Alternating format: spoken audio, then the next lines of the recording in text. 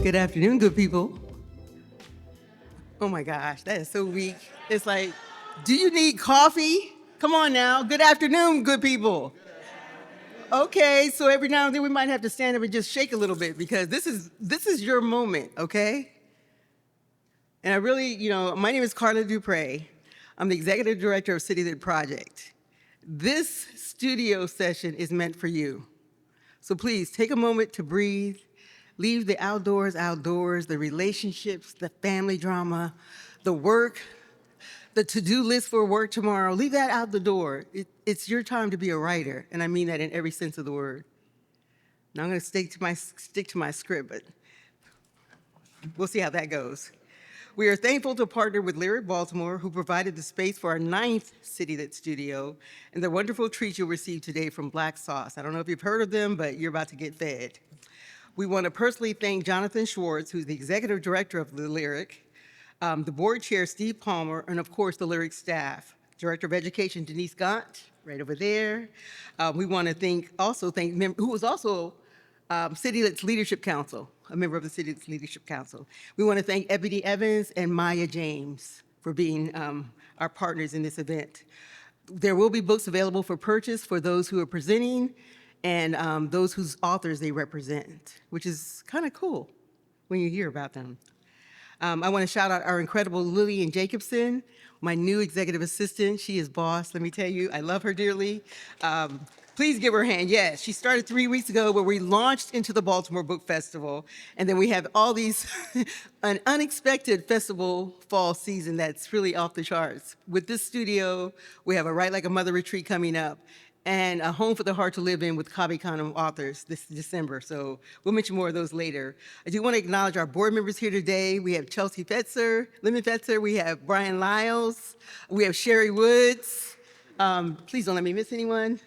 Alan King will be videotaping this event tonight. So if you don't want to be videotaped, just kind of like, okay, don't put your head over there. Don't get recorded, but we're doing it.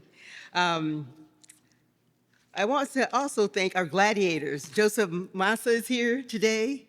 Our gladiators, I don't know if you ever heard of the show Scandal.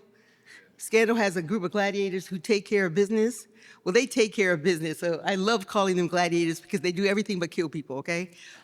They do show up big time for us, though. And I also want to thank my dear family, my daughter, Danielle, who handles my computer woes, and my husband of 46 years, who's keeper of my secrets, Al, somewhere upstairs, trying to get some work done. So what is CityLit Studio? Writers on Craft, Creativity, and Community. When Baltimore offers a promotion in the arts created Freefall Baltimore, we wondered what we could offer writers who wanted to up their game and learn from celebrated wordsmiths. The studio is an information and discussion session of key aspects of craft to improve writing and learn the importance of finding artistic communities. We wanted an event that would be writer to writer, where we could be our vulnerable selves and talk about the work in such an intense way that made us hungry to get back to the work on that project we so feared but which deeply fed us. You know what I mean. The first iterations featured 2 authors who worked in different genres as an intense 2-hour craft session for emerging and established writers. We thought of it as a unique opportunity to engage and invest in craft and the writing process. Most times there were roundtable discussions, but always the writers left the studio charged and ready to get back to the page. Each studio is different. We have presented Jen Groh, Sherry Booker, Donna Hemmons, Eugenia Kim, Danielle Evans, Maurice Carlos Ruffin, Denise Gant, Rio Cortez, David Yeezy, and the same week that we featured Carmen Jimenez Smith, she became a finalist for the 2019 National Book Award. This year, we engaged with the idea that the studio could be anything we wanted it to be. a chance to experiment with different ideas and amplify the many ways to champion literature. So today we're featuring 3 game changers who will introduce themselves to you. Before we get started though, I want to get a sense of things from the audience. And again, we're among writers. It's okay to be vulnerable. It's okay to speak truth. It's okay to just kind of be you, right? How many of you have a large project you're currently working on? How many of you have completed a first draft? How many of you have begun to send your manuscripts out to agents and to publishers? Okay, we got some folks. Okay, good to know. We think of the CityLit Studio as a gift to our writing community, and that means you. We want you to leave your worries at the door and walk into this space as a writer. These illustrious presenters are here to tell you what they know to be true of the publishing industry. We've told them in advance to not sugarcoat the truth. It's Baltimore. We want the goods, the truth-telling. Bring the real deal. We can take it. It might be brutal, but we can't handle it.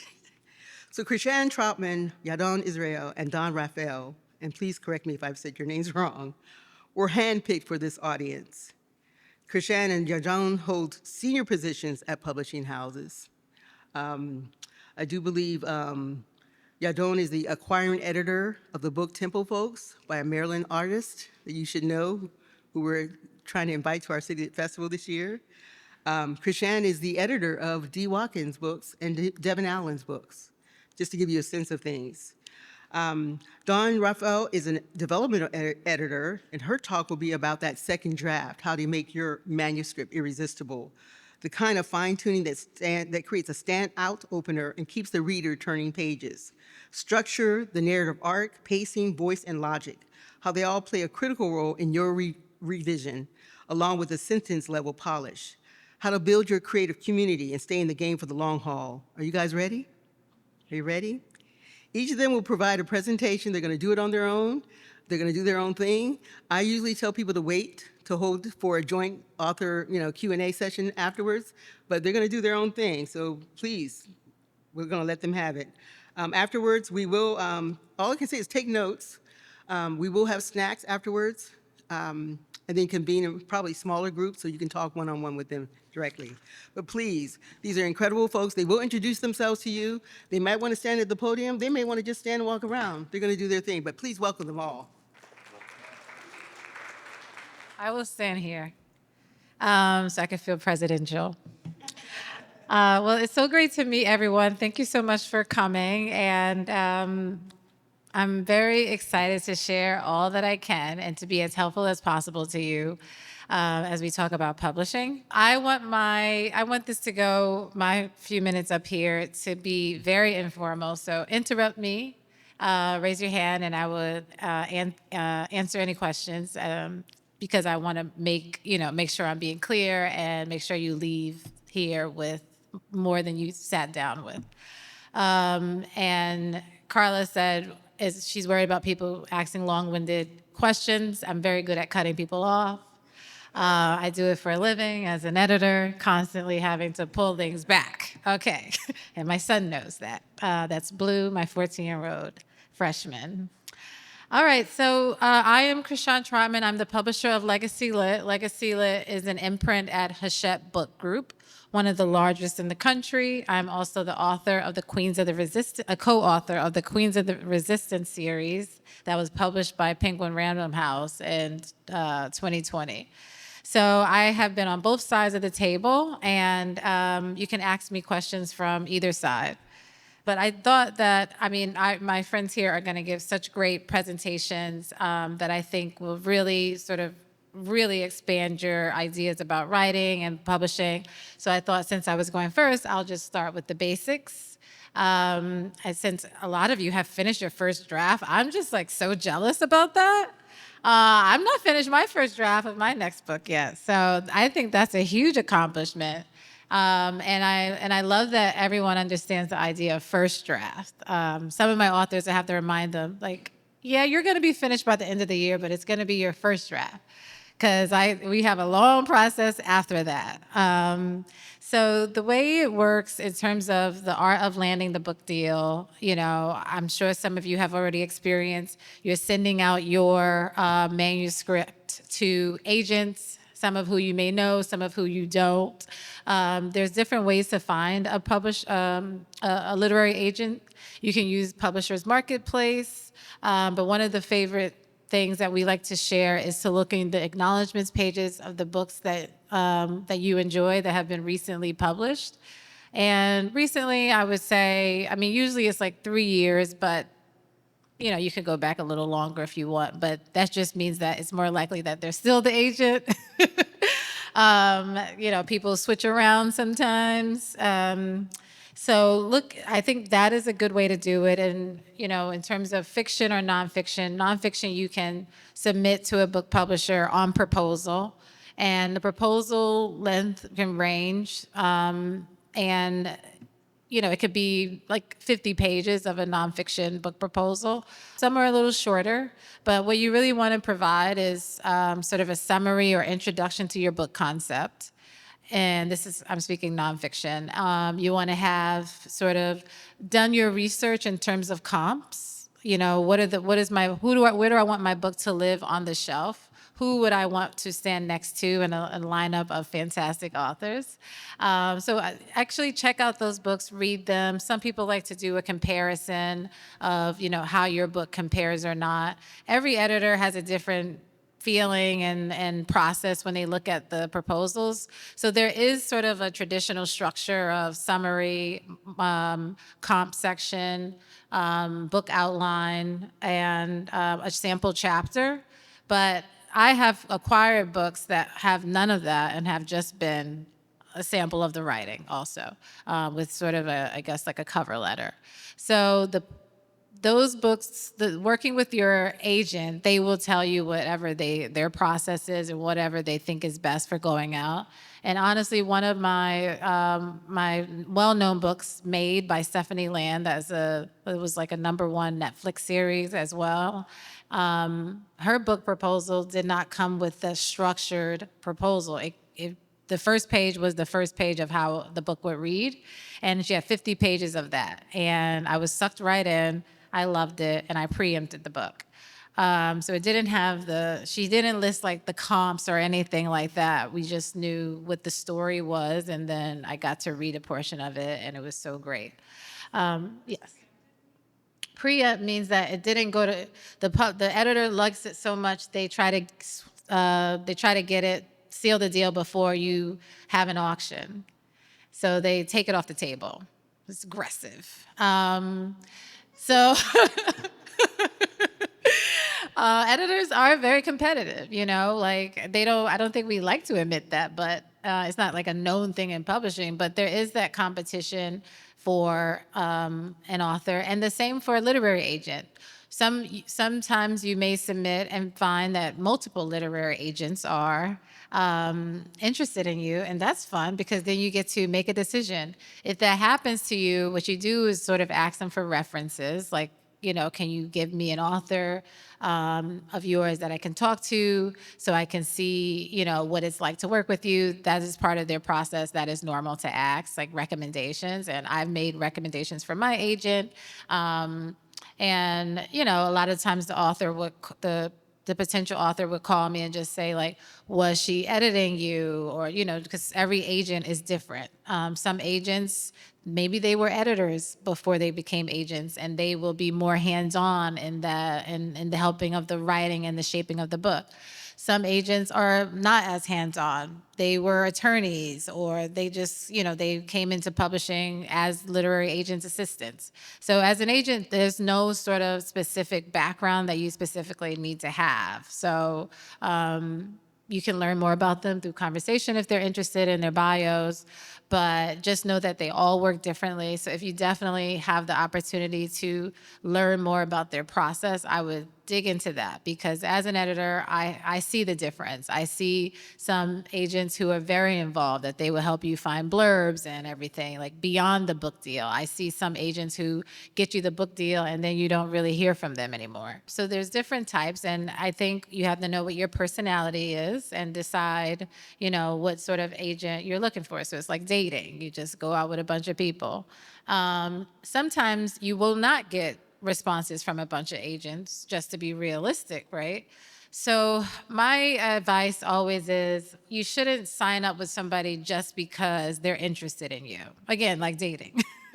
um, like if the person, if you have a phone, if you have a conversation and it doesn't feel like the person gets your work, or, like if you're not feeling like you're learning something or can actually grow with this person, it's okay to decline and continue the search. So I think that's very important for authors and writers to know, because it could feel like, wow, somebody's interested in me.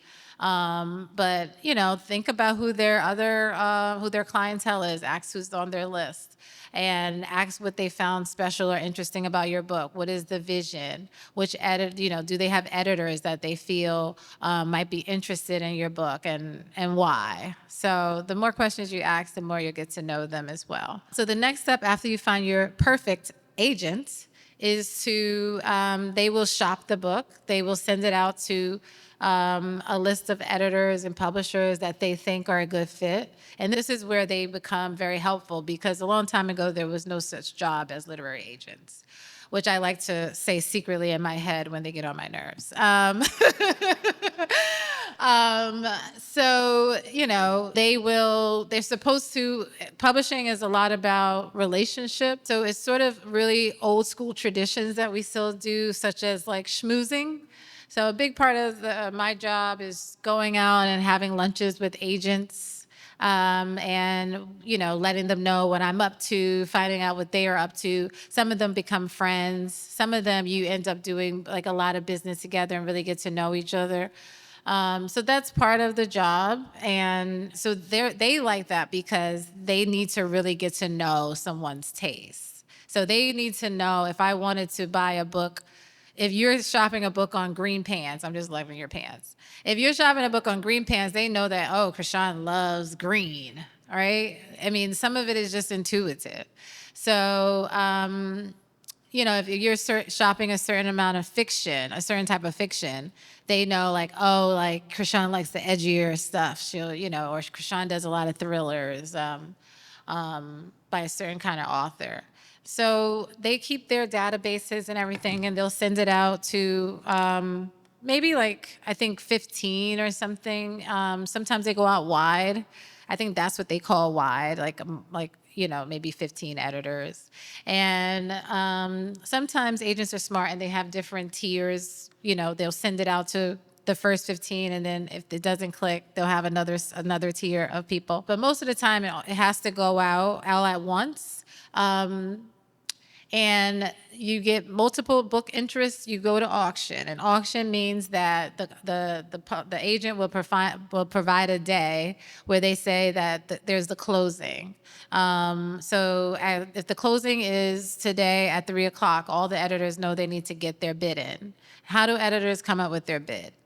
Editors come up with their bid. They're, some of it, it's passion, but it's also numbers. So they can, look at the comps. Like I told you, you should know your comps. So you may say, like, I'm the next Zadie Smith, but they can't really use that because everybody's saying that. So they have to really find realistic comps. And if you're working on nonfiction, definitely try to, pick somebody else other than the Zadie Smiths of the world, because that's going to be harder for them to like argue. Sometimes it works. Sometimes they will be like, this is the next Zadie Smith. But you should also have other comps. And they do their own comp research. They create P&Ls where they list the comps. And so they have the sales numbers of how much those books sold.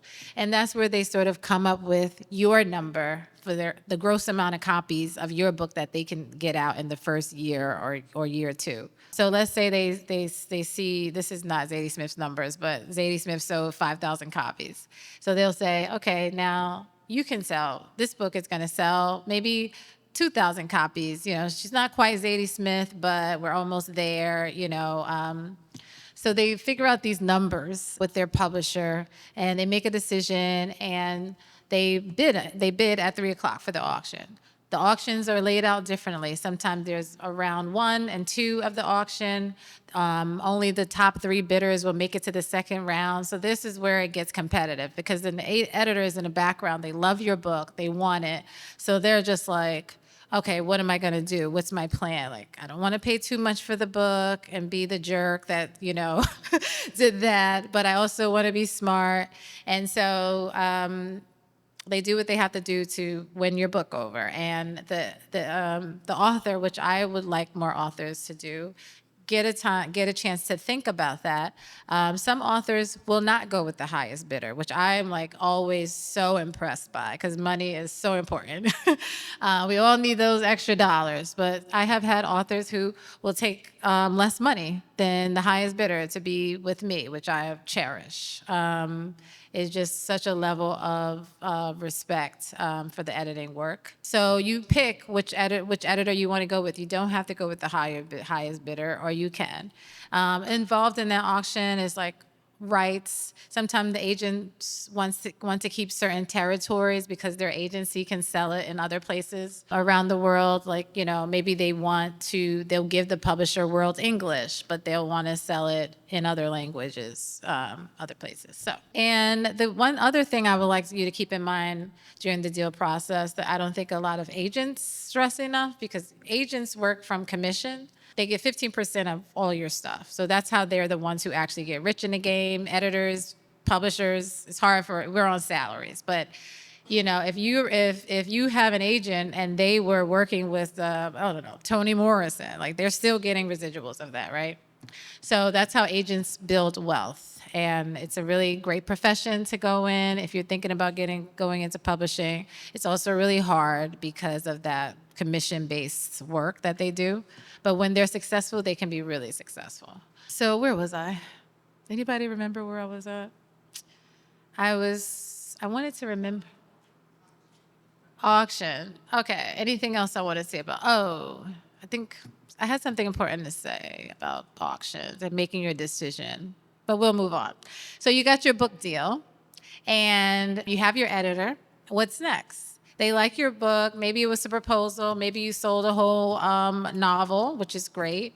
So you'll work with your editor. My advice is to really try to create a relationship with your editor. Your editor is a human being, right? I really detest when people treat me like a corporate drone. So they are your heart and inside the publishing company. This person is the one who went to bat for you, right? They have so many other options. They chose you. So you should appreciate that. And you should really try to develop a relationship with them. Not everything you're going to agree on. If they give you edits and you don't like them, you just say, I don't agree. I don't want to change that. But try to maintain a camaraderie and try to help them get to know you. I have some authors where I don't really feel like they let me get to know them, which makes it harder for me to because I don't know really what they want, what's driving them, right? So try to develop, and if possible, develop some sort of relationship with your publisher. So sometimes the publishers are very distant, they sit on a different floor, or, they're running a big team of editors, so you may never meet this person. But what will happen is, a pro tip is you ask to meet them, which a lot of authors don't do. So you can, you're coming if your publisher's in New York, you're coming for a visit. Hey, I would love to, you tell your editor, I would love to meet you and the publisher, and publishing people are pretty nice, and everyone wants to make the authors happy, no matter what scale you're on or whatever. It's that sort of business. So they will probably meet with you. Or you can do like a Zoom, I don't know, somehow I would say try to meet that person. It's good for them to know who you are, so when they hear your name in meetings, they have a face and they have a human being behind it, and not just sort of an ISBN number or a book title, and also helps your editor if they like you. I mean, it just, when your editor says, hey, I want to buy another book, they feel good about it because they felt good about you. So you got the book deal, you have an editor, you maybe met your publisher, everything is going well, and it's time to publish. You're going to go through a production process that takes 9 months, and this is not including the editing of the book, which can take a few months also, back and forth with your editor getting it right.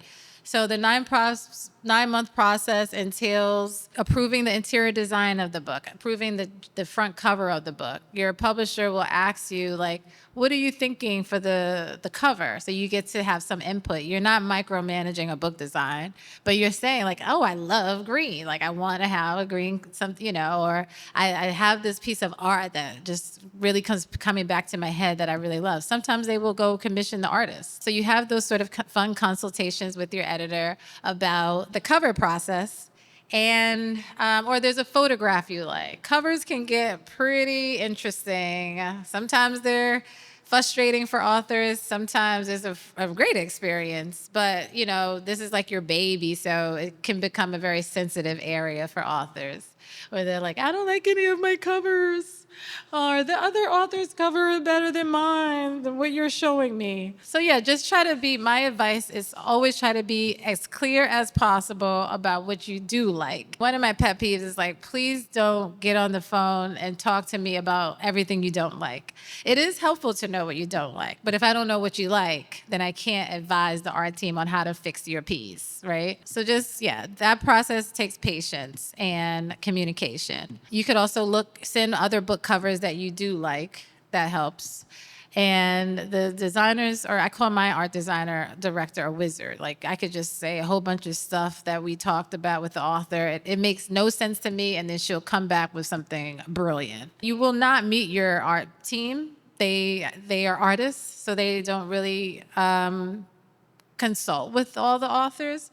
In a rare instance, we will bring the director in, but I try to avoid it so that way they have their space to be creators. So you're looking at the cover, interior. Your book is going to get a legal vet if it's nonfiction and your author thinks that they want an attorney to look at it and just to advise you if it's sort of a hot topic.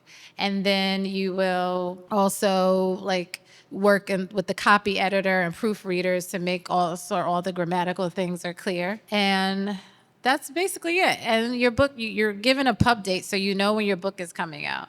In the meantime, while it's going through production from manuscript to bound book, it gets sent to the printer, the cover goes first, that whole process is really nice to think about. You will see none of it.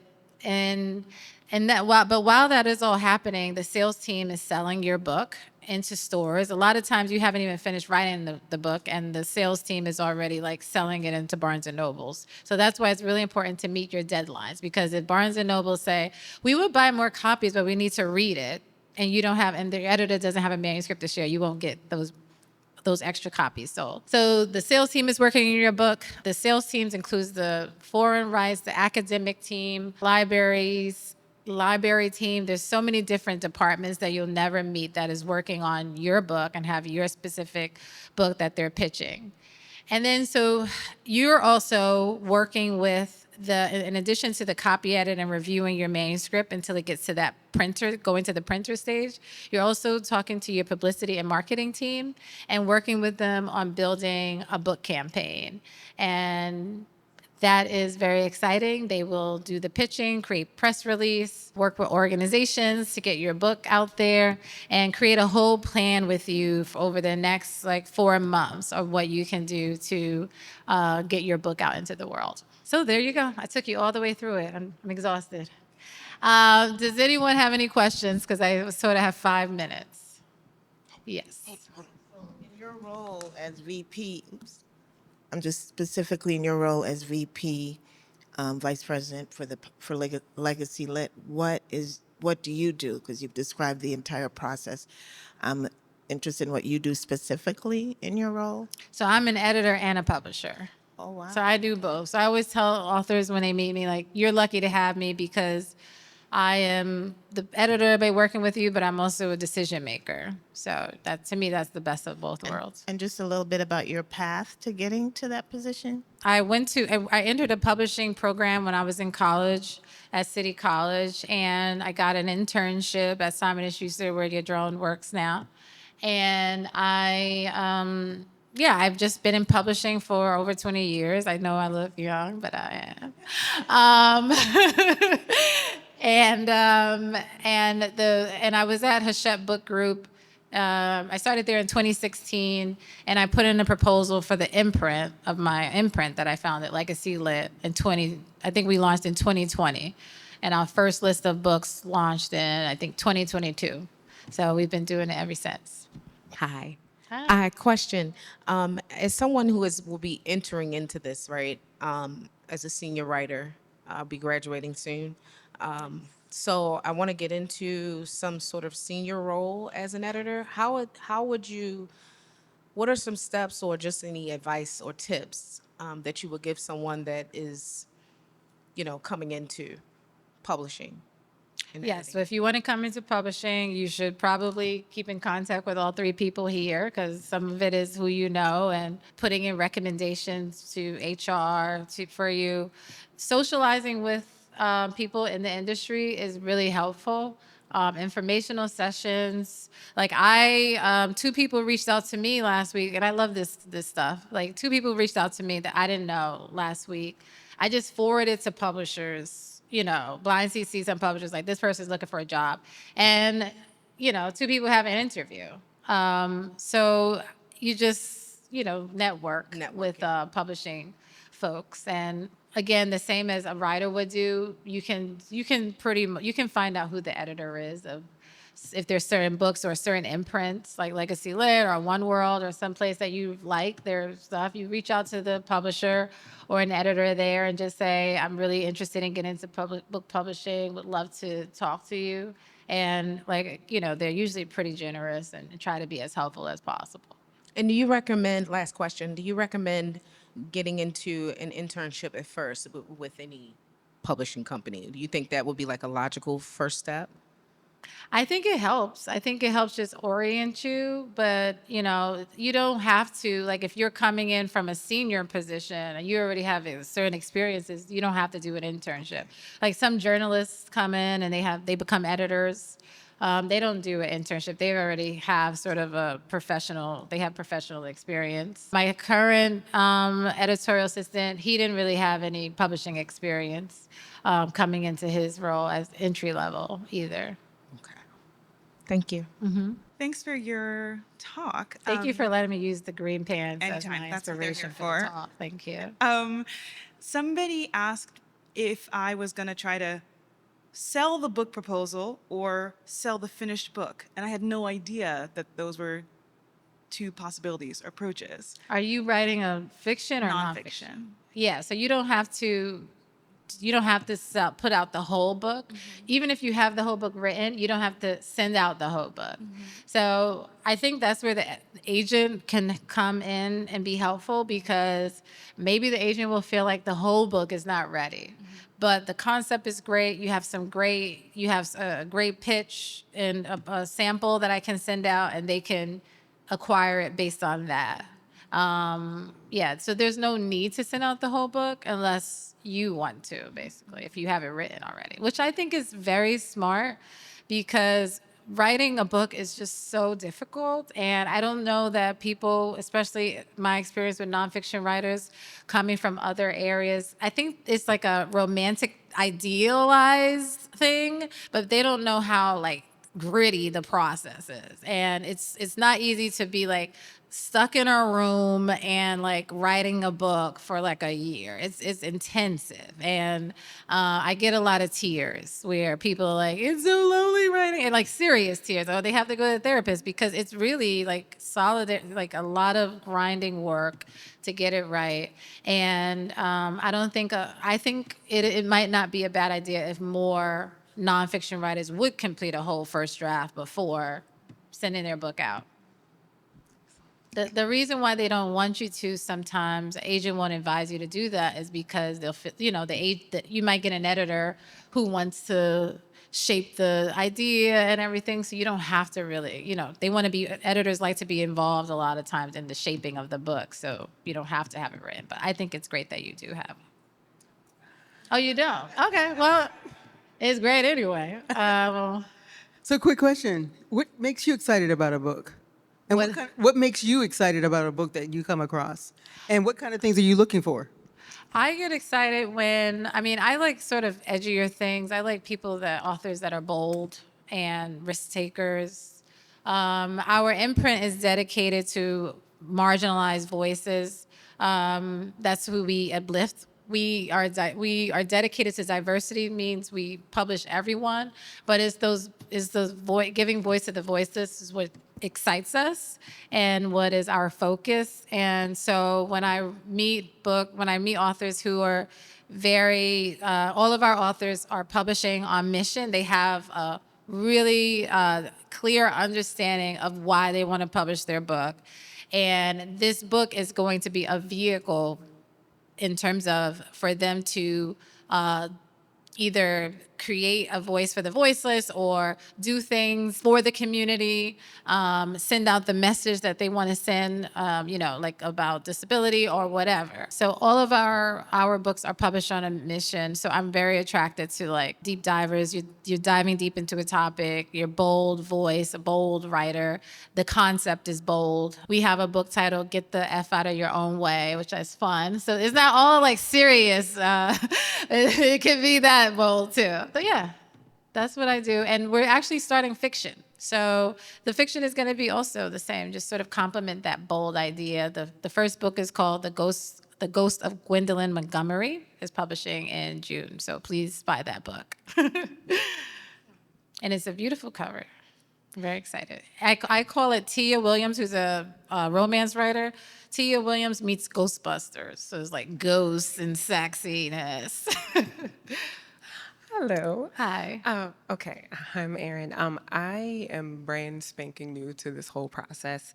I got information from another author who sent me to like the Thriller Fest. Oh, but I nice. I missed wanna it go like there. by a weekend once she sent me that information. But I did go and see like the publishers that were there, and I started like sending my book to the publishers that I saw. But I'm running into a situation where everyone's kind of closed. So is there a season of when you can send things in, or is it just for those specific agents and I publishers? mean, it's corporate, so you don't want to send it in like on the holidays, like people are out.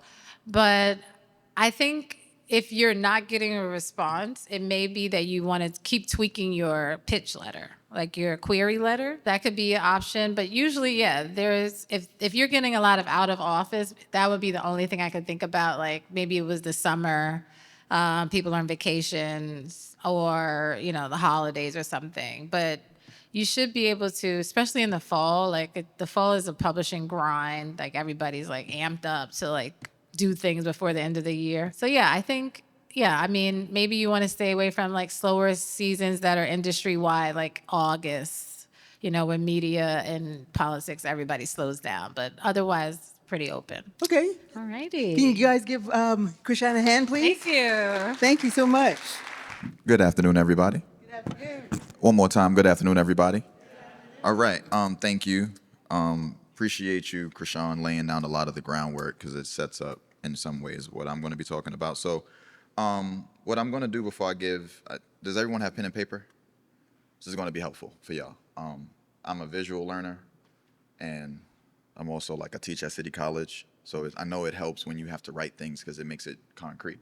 So a little background about me. My name is YAHDON Israel. I'm a senior editor at Simon Schuster. And the unique thing, you in the back asked that question about how you got into the industry. And something I want to make it clear is for y'all is one of the first sort of diagrams that I want you to draw. A Venn diagram, 2 circles, if you could draw it, because it helps you visualize it.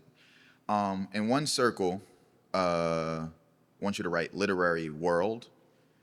And then in the other circle, I want you to write publishing industry. And the reason why I want you to write those in 2 circles that overlap is to understand that there are ways in which these worlds overlap, but they're not the same. And my trajectory into the publishing industry became an education about the ways in which these worlds are different. So I started, the fast forward like version of this is, by the time I was an undergrad, I knew I wanted to be in books, but I did not know what that meant. And I thought that the only way I could be in books is if I wrote them. So from that point, my trajectory was like, okay, if I have to write, what are the kind of programs, what's the trajectory look like for a writer? One of my college professors, who was also my thesis advisor, told me about MFA programs. Did my research on those. I applied to Columbia New School simply because I think I wanted to. Iowa was the best program, but they didn't have a Bloomingdale's. They didn't have a lot of black people, and you couldn't walk in the city. And those three things was like not applying to a place where I can't see black people walking to a Bloomingdale's. So because of that, applied to two schools. Got into MFA at both Columbia and the New School. Went to New School because I owe Columbia money. So I couldn't get in. I had to pay them in order to even get the money to pay them back. So New School became the decision that I made. And in that 2 years, my second semester of my first year of the 2-year program, I met my professor. His name is John Freeman, who is now the executive editor at Knopf. And in workshop, how many people have attended a workshop, writing workshop? Okay, so the dynamic that was a shift for me, and this shifted my trajectory, was in a writing workshop taught by writers, the subtext of the arrangement is very different because you're essentially writing for other people who are not in and of themselves editors. So what it ends up looking like is a bunch of other writers telling you how they would have written your shit. Excuse my language. And so they're like, why didn't you do this? I would do this. I would do that. And it also created a subtle, hostile, like competitive environment because it's like everyone's writing. So everyone wants their writing to be better. And they also don't have the skill to edit. What was profoundly different was in my second semester of my first year, John Freeman was an editor. So I remember, and it shifted my whole trajectory. He said to me, you know, I used to have this thing I did when I did write, or when I thought I was a writer, where I would do the dialogue diagonally. And the reason why I did that was because I was writing for who I imagined to be, and this is going to come up later, my reader. And the reader I understood was somebody who probably was used to reading conversations through a text message. And I did that the first semester, and all the writers, even with a writer leading, they were like, oh, that's not how you do dialogue. It has to go on this side. He was the first person who said, why do you do that? And when I explained it, the same writers that I was in class with the previous semester was like, oh, that's smart. And I was like, shut up, because y'all never asked that question. But when I saw how he led workshop, and I saw the sensibility that what makes an editor distinct from a writer, what makes the skill distinct, is that as an editor, your job is to interrogate and make the writer aware of the decisions they're making on the page. Your job is to take what feels subconscious, what feels natural, what feels like it flows out of you, all this stuff that we romanticize in this industry. Like I was just walking one day and it hit me, I got a book. So much of this process is about turning the subconscious into the conscious, right? It's about turning talent into skill, meaning skill is the thing you can deliver on a deadline. Talent can't function under a deadline. So if I asked you for 1,000 pages or 1,000 words in a week, skill can tell you if that's possible. Talent doesn't know. Talent has to go out and go, oh, I actually need 2 weeks. So what I learned from the way he was interrogating us to interrogate our work, I was like, I want to do that. And then I'm in an MFA program for creative writing and nonfiction. There is no trajectory for editing. So from my second semester of my first year in a new school, I now had to figure out how to take a momentum for a career trajectory that I was not on. So from that point, by the time I graduated my MFA program in the new school was 2016, what this ended up leading me into, I created a cultural movement called Literaryswag, which is an intersection of fashion and literature to make books accessible to people. I had founded a book club called the Literaryswag Book Club that was specifically for readers. I was judging prizes for the National Book Critics Circle, for Aspen Words Literary Prize. I became the editor-in-chief of Brooklyn Magazine. I was teaching at City College. So I had all these various experiences that by the time we get to 2021, I have a 2-year-old.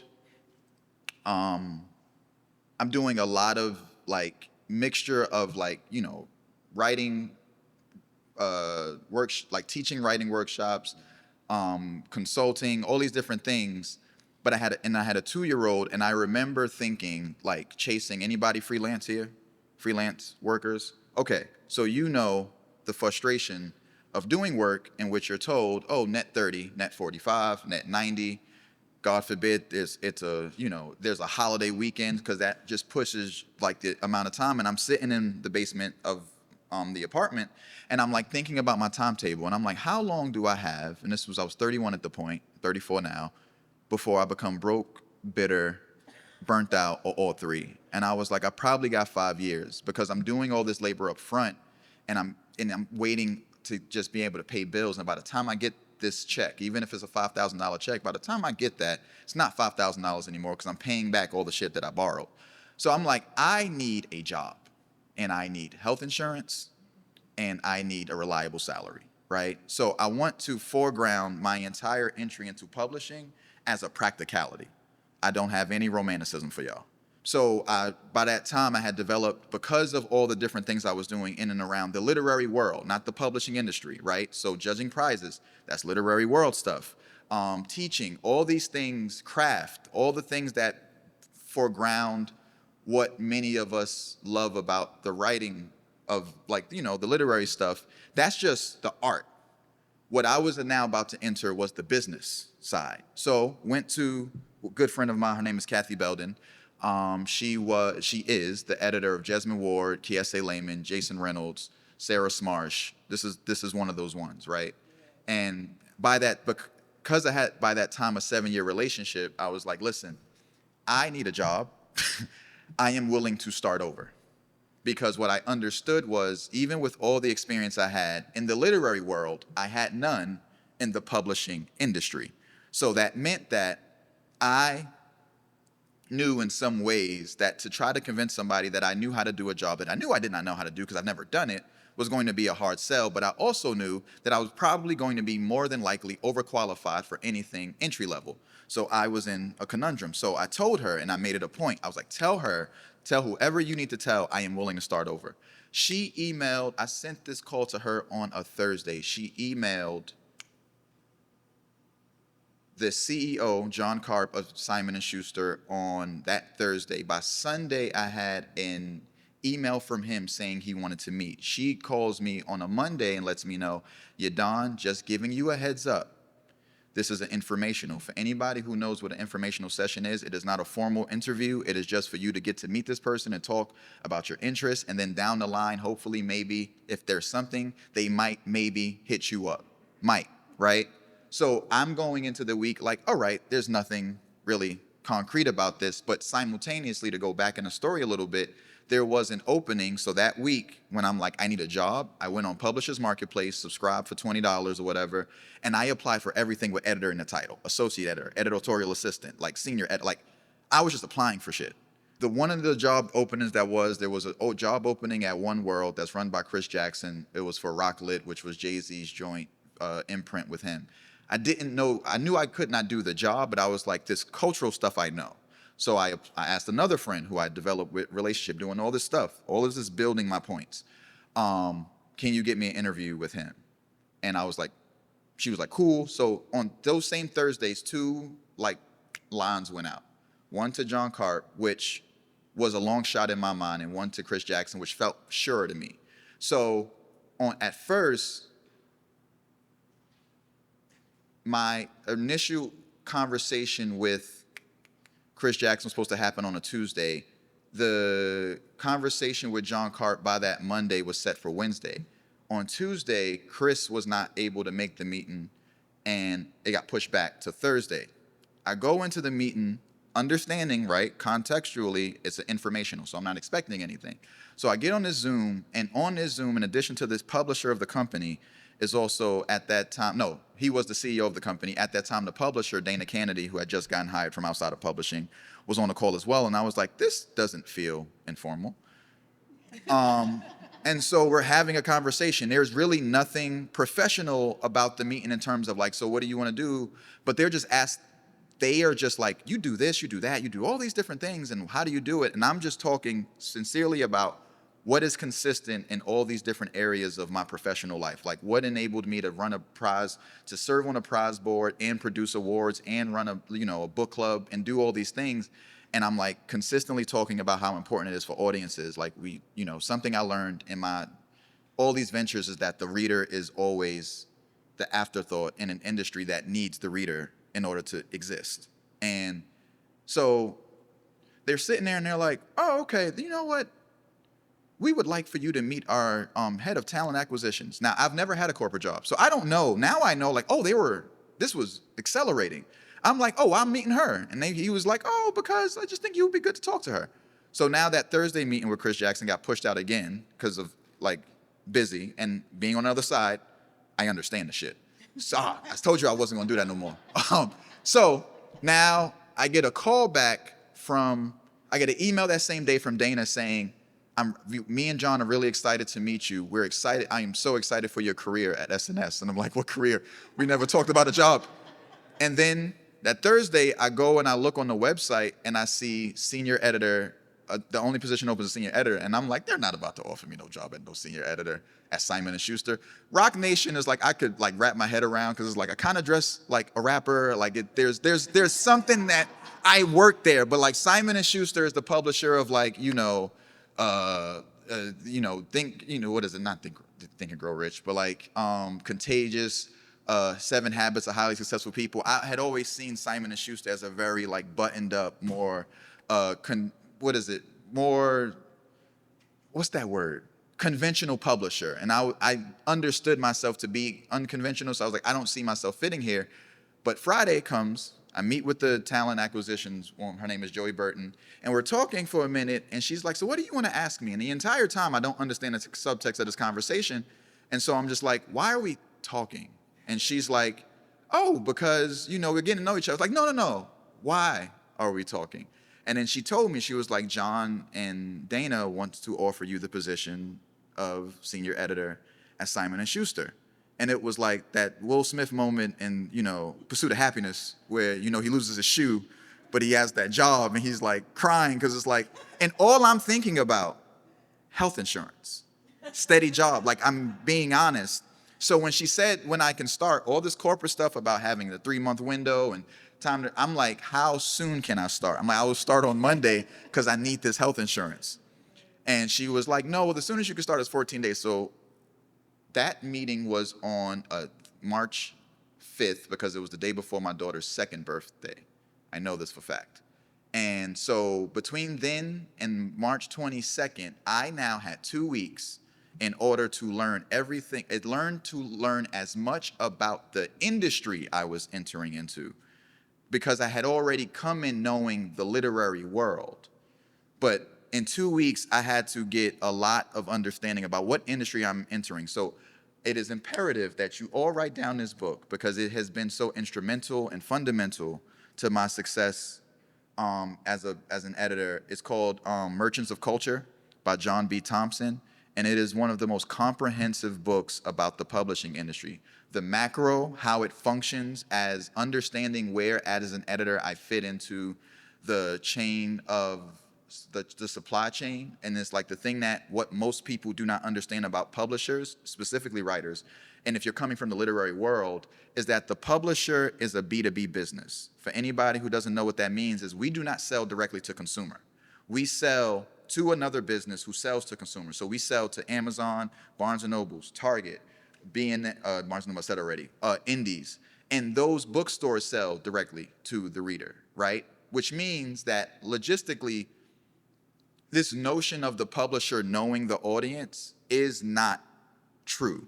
Fundamentally, because our audience is really our booksellers who buy our books, who tell us what the interests are. And so when I was reading this book, I'm like, okay, if I am coming from outside of this industry, I'm hired with no experience, and I'm coming for a job that somebody else who is probably, most likely, more qualified to do the job, I have to make sure that there is no question that somebody from the outside of this industry is thinking outside of how this industry functions. So when I first got there, I think on my 3rd day, I was thinking about what is going to make me stand out in this role, in this industry.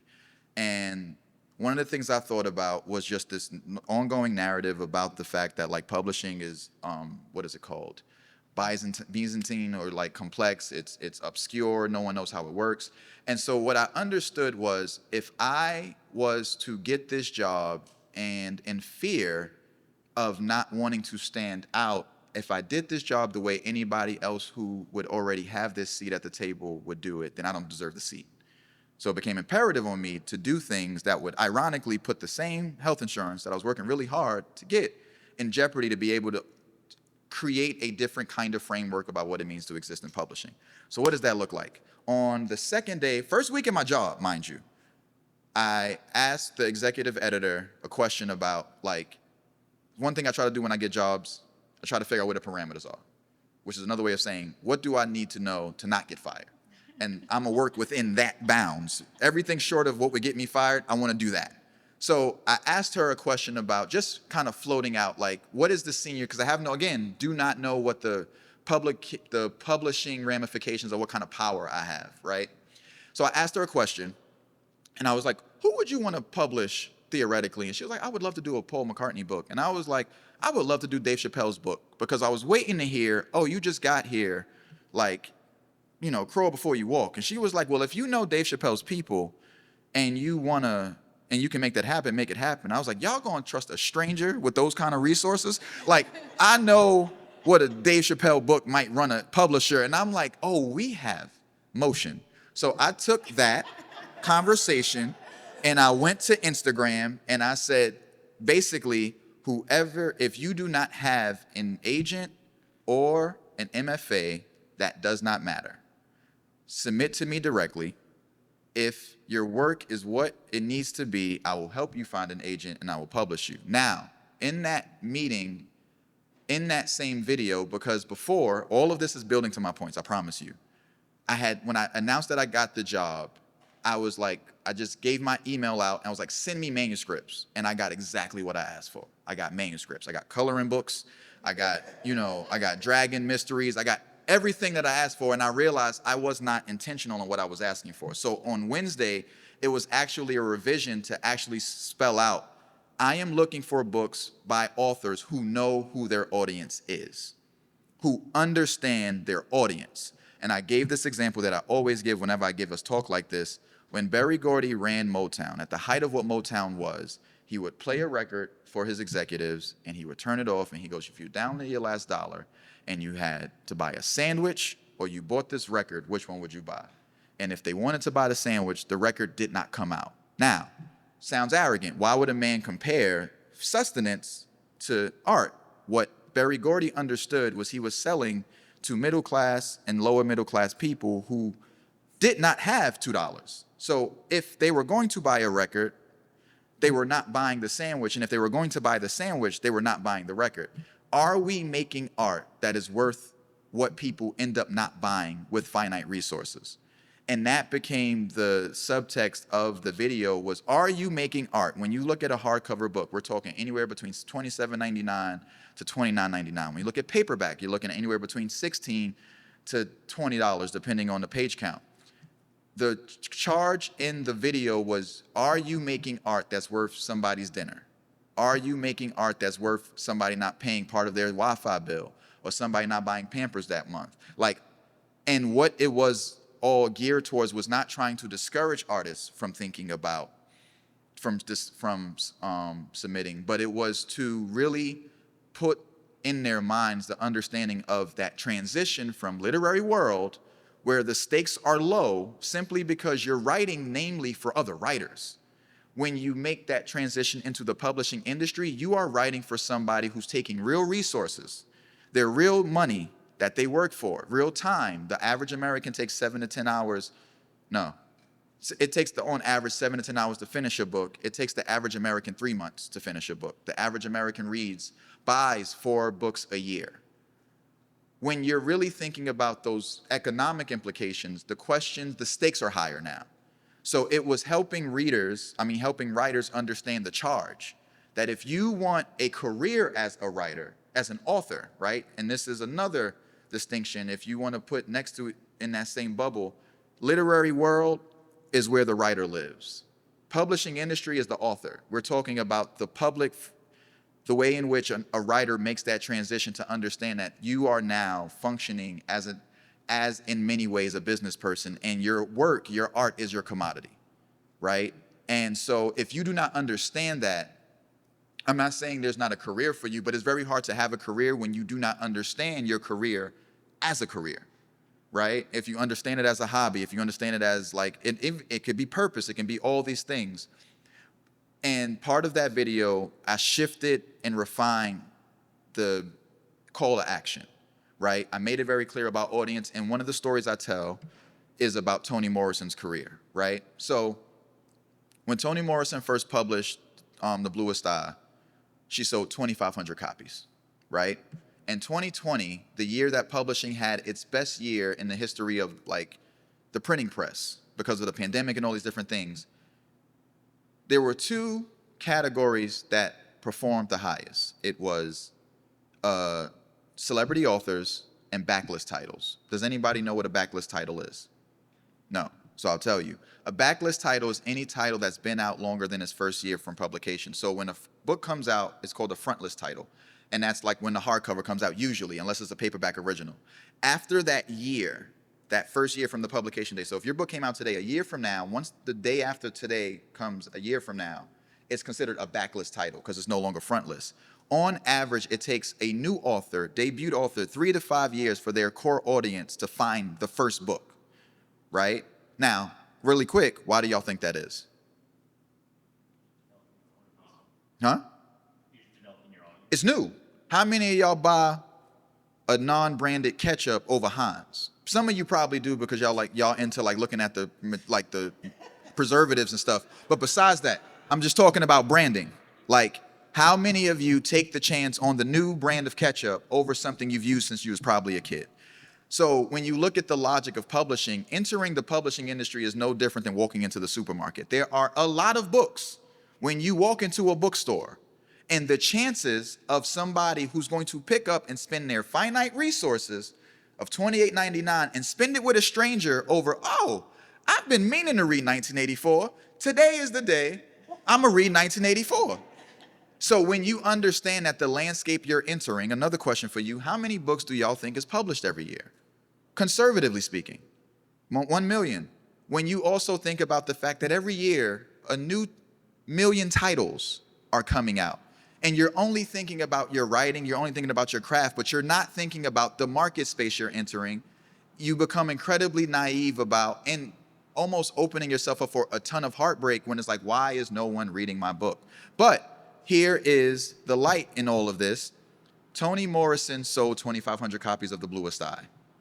In 2020, 50 years later, the data still shows that 96% of authors who are debuts sell less than 5,000 copies. That is the rule. It's not the exception. So often in this industry, we like to talk about the exceptions because no one likes to think of themselves as being the rule. What I said in that video and what I'll say to you here, in order to have an exceptional career, you have to get comfortable being the rule. And you have to get comfortable learning the rules in order to be an exception. So we look at Toni Morrison's 2,500 copies with Bluest Eye. Do you know when she gets her first bestseller? 17 years later, 4 novels later with Beloved, right? She doesn't get her Nobel until she's 22 years in the game. That is a career in publishing. And it's unique to publishers, got you, because this is the one industry where we do not age and curdle like milk, we age and refine like wine. So the longer you are doing it, the more you're able to do it. So I say all this to say, like, one of the way that I would challenge you all as writers to think about your craft, and this is where the shameful plug comes in, shameless plug comes in for a class that I've been teaching as working with writers, because my first acquisition came through that effort on Instagram. It came in the form of a short story collection called Temple Folk by Aliyah Bilal, Black Muslim woman who published these short stories about Black Muslims living in America. And I acquired that book. I told her whoever she wanted to be her agent to reach out to that person, tell them I'm going to be their agent. She reached out of herself to Eric Simonoff. Many of you who don't know that name, but she knew that name. Why she knew that name is because she Googled Edward P. Jones's editor, because she said, whoever is Edward P. Jones's agent, I want to work with him. And she did her own research, pitched him, and she accepted him only because he said to her, when she asked him, do you think this book can win a Pulitzer? And he said yes. And she said, if he did not believe that this book could win, this was not somebody I would want to represent me. Now, you have to think about the kind of vision you have to have for your career when you understand who you need to be aligned with in intentionality. So for all of you, in terms of this transition from writer to author, intentionality and clarity about your career is paramount to the success or the existence of one. There are a lot of people who get, as we know, millions of books, 1 million books come out reliably every year. So let's just say 1 million people get a new book, or let's just say, conservatively speaking, 250,000 people get a first book deal. How many people do you think get a second? How many people think get a third? How many get a fourth? How many get a fifth? So when I talk about as an editor, and like one of my challenges to y'all today, and this is what the class was born out of, I teach this class called Brand is Craft, Authoring Your Career. And it's about how to understand it the same way that the same skill set that you bring to the page to craft worlds and craft narrative, you have to do the same world building and narrative crafting about your own career, about your own trajectory. How do I tell the story that's going to resonate with somebody who has finite resources, finite time, to be able to engage with my work against everything else they're doing, against their wives and their husbands and their partners, against their kids, against their jobs. People come in from work. Do you think the first thing you want to do is pick up a book and read? Or do you think they might want to get on TikTok? You are competing with a finite amount of time. We buy more things, but we do not get more hours because we buy more things, right? So all of like what I have been learning in my editorial position is so much of my job, if I am to connect with people on the other side of that supply chain where I'm B2B, requires me to think outside of the box. But I only can think outside of the box because I'm a student of learning where the boxes are. So imperative for y'all to stand out in any room is to think about, and not just think, and this is why I suggested that book. Any fiction writers here? If you're a fiction writer, please get a book by Dan Sinekin called Big Fiction. It's about how conglomeration shaped fiction in over the 20th century, which is like all these companies buying all these publishers changed the way that publishing functions. If you do not understand the business of what you're doing, your craft is going to be impacted, because as long as we continue to think about the publishing industry on the merits, through this notion of meritocracy, meaning if I'm just a better writer, I'll just have a better career, you are not really looking at the real thing about what makes a career. There's a lot of first-time great books that 500 people have bought and read, right? And when you understand that, even in terms of statistically speaking, that is still the rule. That's success. Getting a book deal is a success. Selling one copy is a success. But having a career is exceptional. So that is really where like my sort of framework is like coming in as an author from the outside. What I realize is that our industry is not designed because of the volume framework, thinking about how do you sustain an author over a career. We're just always looking for how do we continue to push out as many books as possible. So without any of this context, you very well come into this industry thinking you're going to be the exception. And it's very devastating when you think about 4% get to be the exception, and 4% get to be exception for lasting longer than other people. So this is really a stamina game. This is really endurance. This is about how many books do you have. So when I talk to an author, I never talk to them about one book. I talk to them about the bibliography. What does your shelf look like? How many projects do you have? If you only have one book, I am not the editor for you. Don't think about it like that. The only books in which I'm interested in, and this is a way to get ahead of your question, the only books I'm interested in building authors' careers. And unless you're like, I have a Jaleel White memoir coming out in November, like unless you're like a celebrity for whom one book makes sense, if you call yourself a writer, I then go, okay, what are the stories? What are the books, right? And then having conversations with you about maybe this book, because many writers think they have to do everything they know how to do in one book. And one of the things that I've shifted with some of my debut authors is like, what if you did this for book 3? And even getting them to think about book 3 is like, oh, the editorial process changes because of market implications. So this conversation is a way to shift the sort of inherent suspicion and reticence to embrace and understand the shape that market forces have on our work, that in some ways it can push us to corrupt the work. That's usually the narrative of creatives, like the big businessman is going to come and cannibalize my work. Most cases, we're too busy to care to do that. Like, no one's going to spend money to invest in your project to sabotage you. That's a different kind of like malice that like is so rare it almost doesn't register.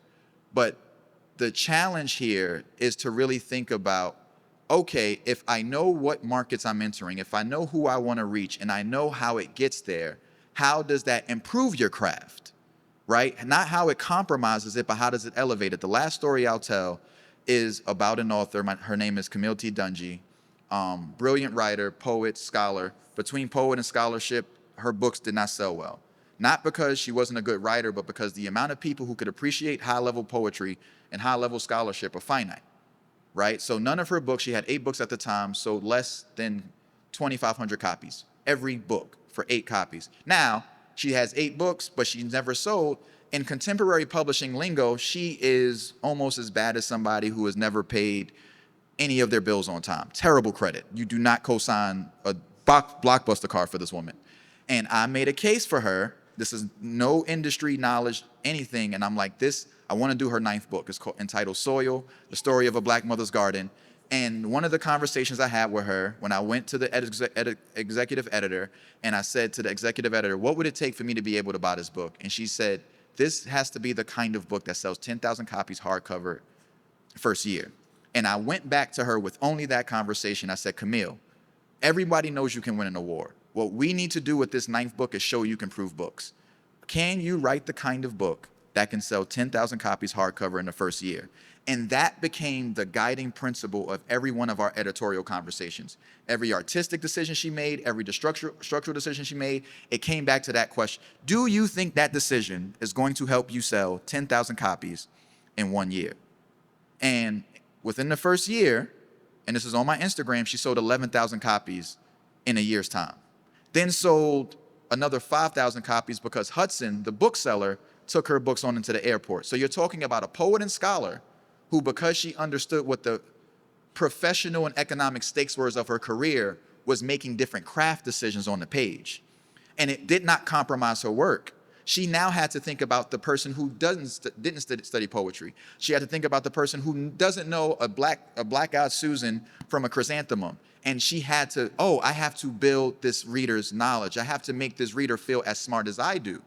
And so those kinds of decisions guided those decisions on the page, but it had a tangible and concrete reflection in terms of the sales. So everything that your careers are going to be about, by studying and understanding, and not fretting from the market, but understanding the market, how do you as artists make the market your friend in terms of helping you elevate and write your best work, as opposed to thinking that the market is going to compromise your best work?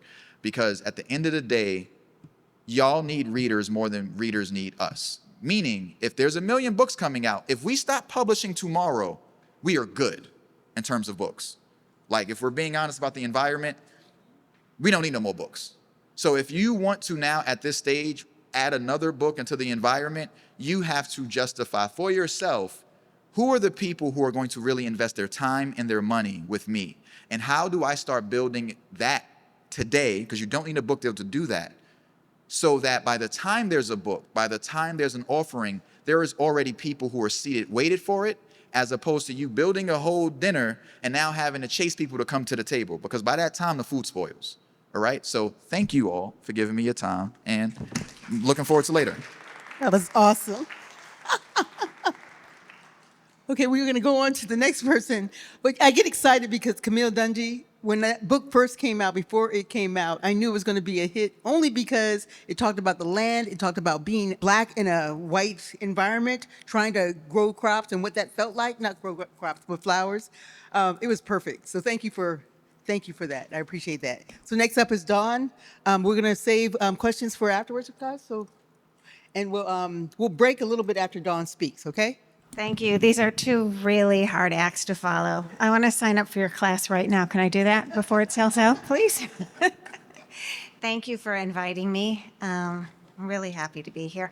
So I'm DAWN RAFFEL, and I guess I could say I have been an editor for several lifetimes in dog years at a variety of different places. I was actually a magazine editor for a long while. I was senior level magazine editor. One day I was actually just sitting at my desk on a Monday morning and I got a phone call which asked if I wanted to go work for Oprah and help her launch her magazine. And I thought, oh, yeah, let me think about that for 15 seconds before I say yes. So I was part of that team. I was the executive articles editor there for 7 years. Actually, I was Oprah's editor there. I've held senior positions at other magazines.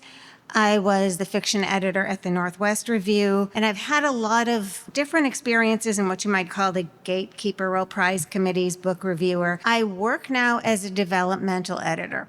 So I'm the person who I will get hired by a publisher or at the request of an agent or by an author directly to take this manuscript and clean it up. I'm also the author of 6 books, so I have been on the other side of it. It doesn't necessarily get easier with a new book. Each book you have to learn how to write that book. But I've had a little bit of a 360 view, and so I wanted to share some things today about the second draft. Carla wanted me to talk about the second draft. Sometimes it's the third draft and the fourth draft, which I know from personal experience. And I suppose this is maybe a talk that's a little bit at the intersection of literary and publishing, because I still want to say before you get to that branding experience, you actually have to write a good book also. You can't sell people something if the product isn't good. They may buy it once, but they're not going to come back for seconds. So you have to get your book shipshape.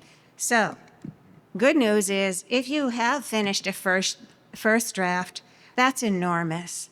That in itself, that first draft, that takes stamina and courage and vision just to get that first draft down. I don't know about you, I really don't like staring at a blank page. In fact, sometimes it makes me panic.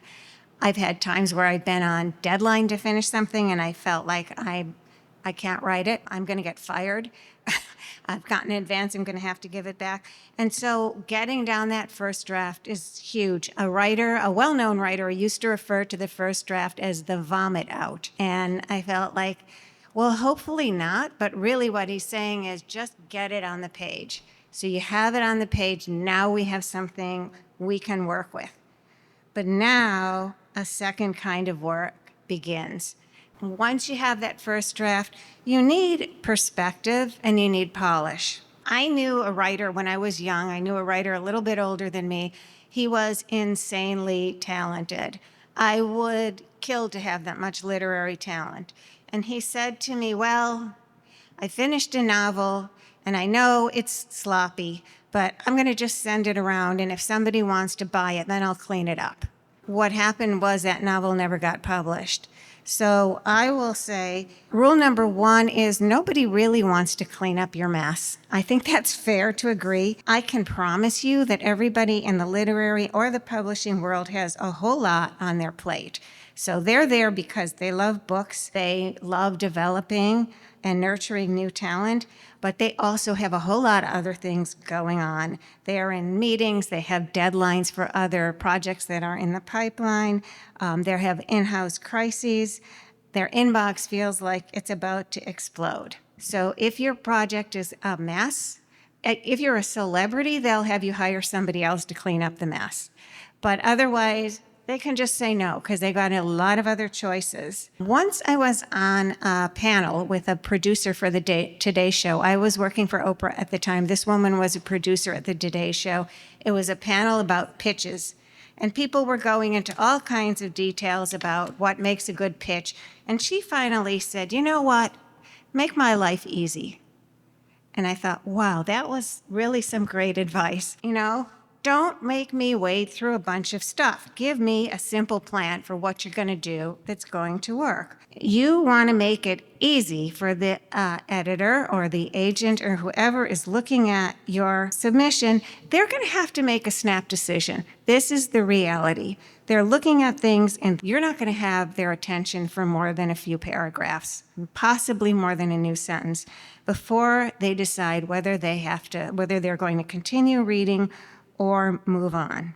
When I was receiving huge volumes of submissions, I used to say, I'll read anything, but not for very long. So your job is, first of all, you want to get them hooked quickly. You need to keep them hooked. Essentially, you're making their job easy in the sense that you're making it easy to engage with you. That doesn't mean that your work isn't challenging or that you should dumb it down. You may have challenging ideas, but you want to make it easy for them to connect. And honestly, the same thing is true with your actual readers, because your readers have a lot of other choices for what they can be doing with their time, right?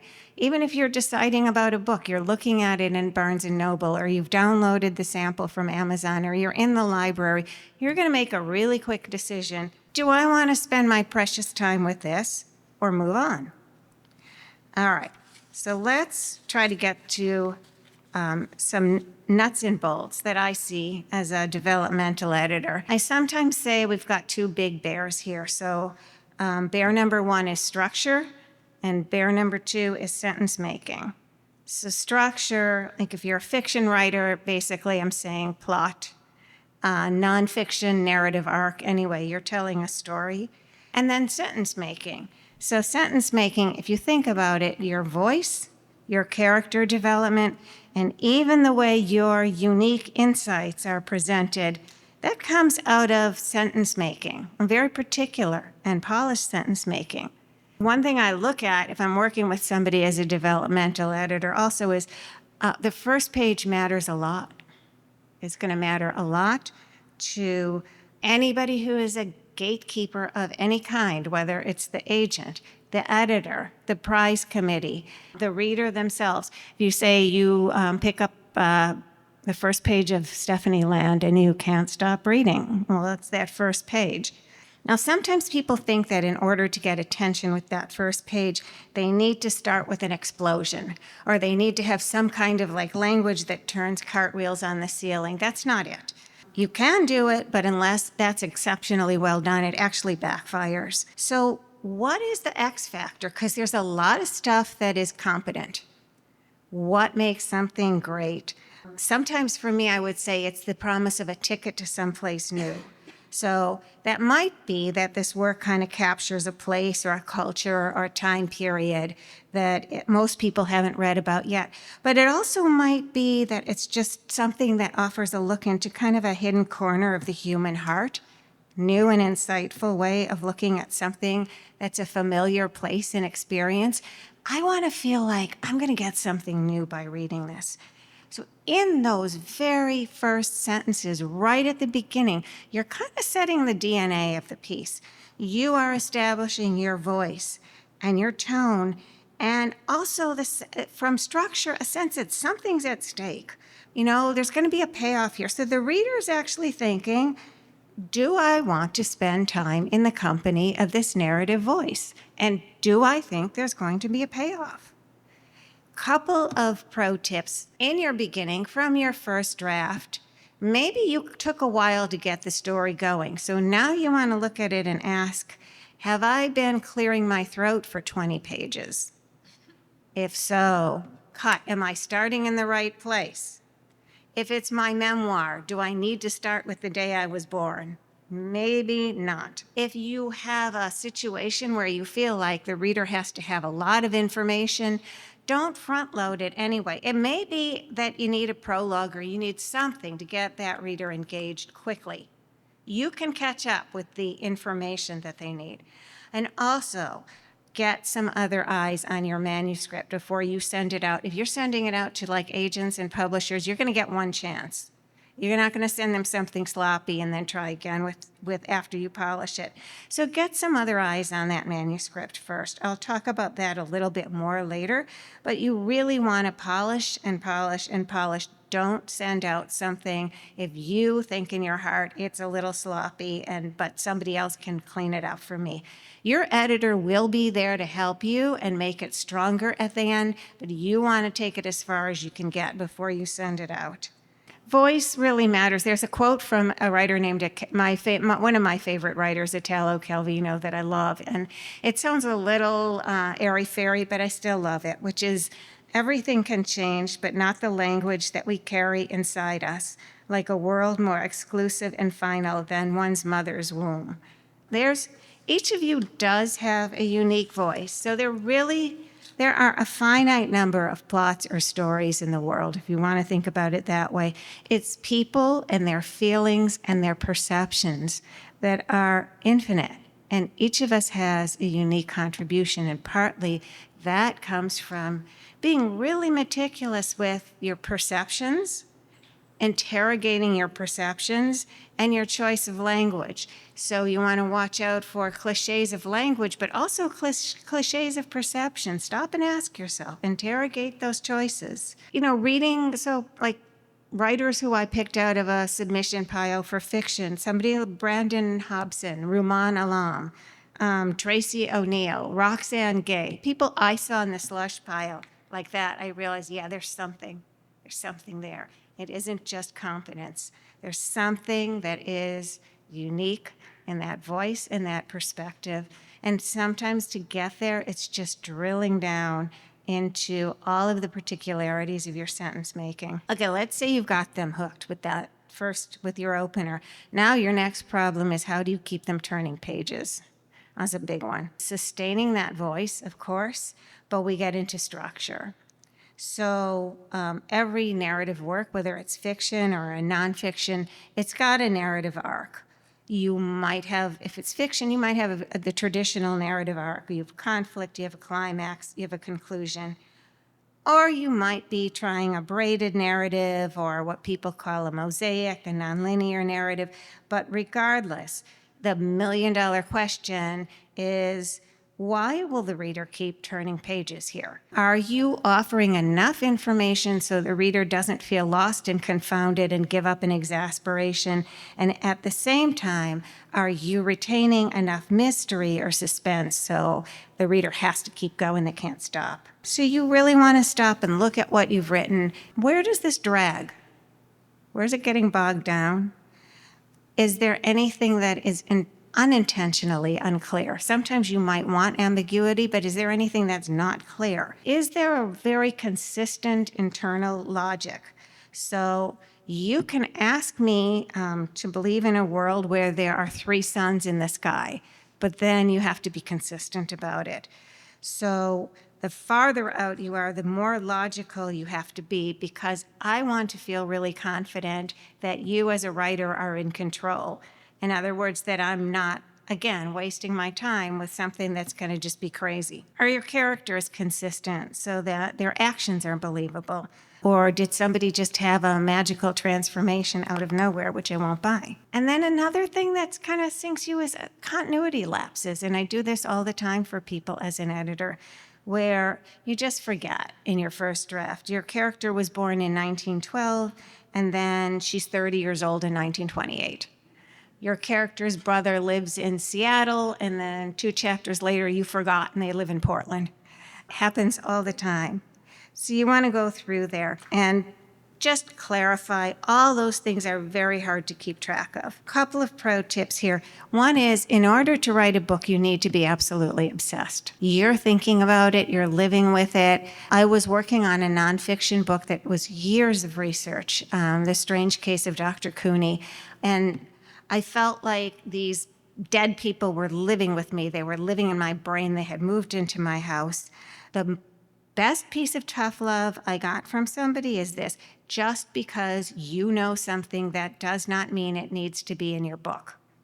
So if you're writing fiction, you're going to know a lot about your characters because you've been living with them and they're in your heart. If you're writing nonfiction, if it's your memoir, my God. But even if you're writing research nonfiction, you're going to have boxes and boxes of stuff.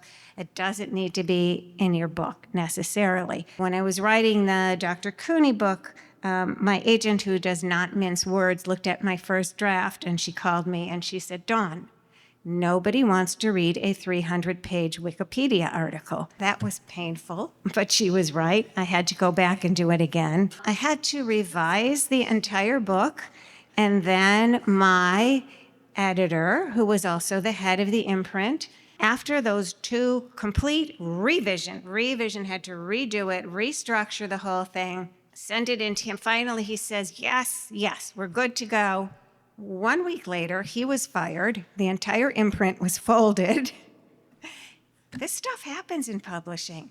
Fortunately, it was an imprint of Penguin Random House, which did not go out of business, but I was given to a different editor at a different imprint who said, well, I think this book needs work. You need to revise it.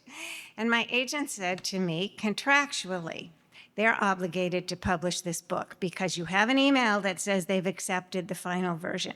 However, they are not contractually obligated to publish it. So then I was actually in panic mode. My editor, the new one, was calling me and asking, how's the revision coming? And I'm like, he was calling and saying, can I see pages? And I was kind of like, I'm working globally. That means I got nothing, right? But finally, I did have that third revision. And he was right, actually. He made the book much better. And this is another thing. When someone tells you you need to revise, like for me, the first thing that's going through my mind is no, no, no. I usually, when I work with clients, I try to put comments in writing. And when I work with an editor, I find it really helpful to put comments in writing because the drama in my head is so loud that I'm not necessarily getting it all. But I had to admit the third version was much better. And then for me, I had to do another fact-checking version. So there was 4 complete drafts for one book. And that was book number 5 for me. So I wasn't even a beginner on that. It's just can be a long process after that first draft is the very beginning, and you need to know that you're in this for the long haul. Lastly, does your book end a paragraph or a page too late? You know, sometimes you all have that urge. One of the most common edits that I make, and one of the most common edits that's been made to me, is that beautiful wrap-up that explains everything. Sometimes it's just really dead weight.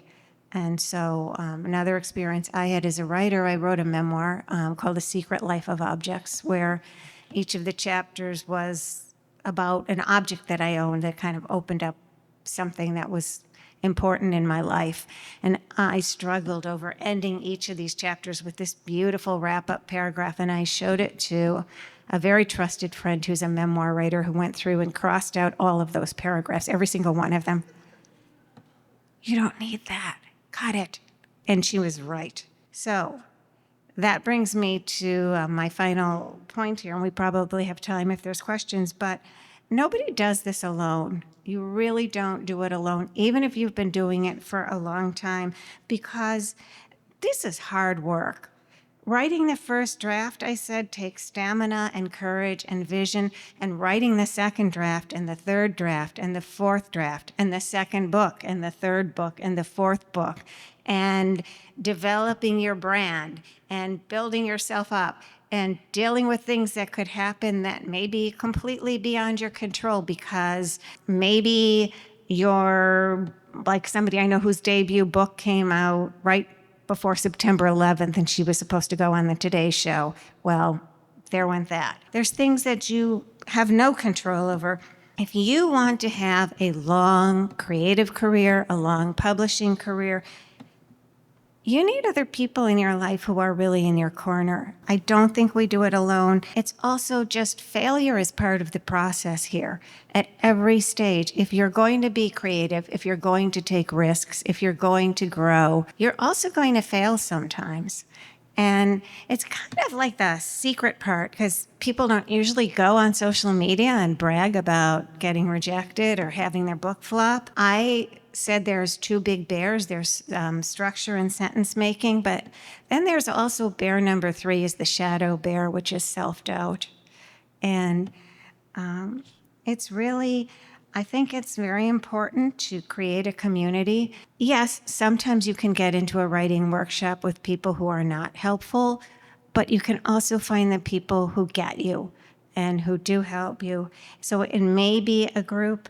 It may be your beta readers, your trusted people who you can bounce ideas off of and who can read it. It may be an accountability group where they're not really even reading your work, but they're just keeping you on track with your deadlines. There's a wonderful national organization called Pen Parentis. It's based in New York.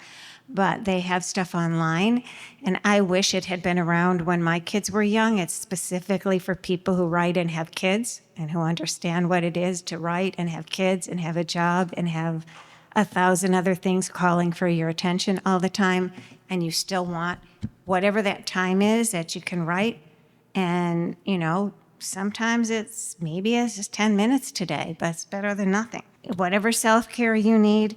And CityLit, wonderful organizations like this. But I also want you to see it as something that's for the long haul in terms of your life as a writer, your life in the literary world, and your life in the publishing world. The idea of the lone genius sitting there somewhere, that's a myth. We need other people, and your friends will also be there to support you when your book comes out, too. So I will just end this with stay inspired. I have a quote that I love, and so I'll just share it. It's Gabriela Mistral. She was a Chilean poet and a Nobel winner, and she said, "The story of the world dies when the storyteller gives up the ghost." And I love it. It's your story does matter and your voice does matter.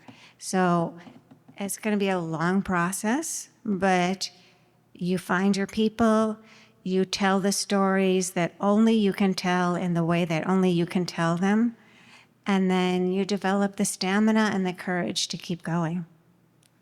So, thank you. Thank you.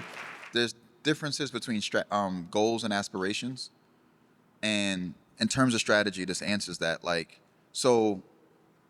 And I've worked with this with my writers, like with the writers whose books I acquired. If you said you wanted to work out every day, is that a goal or an aspiration? Why? Huh? Why?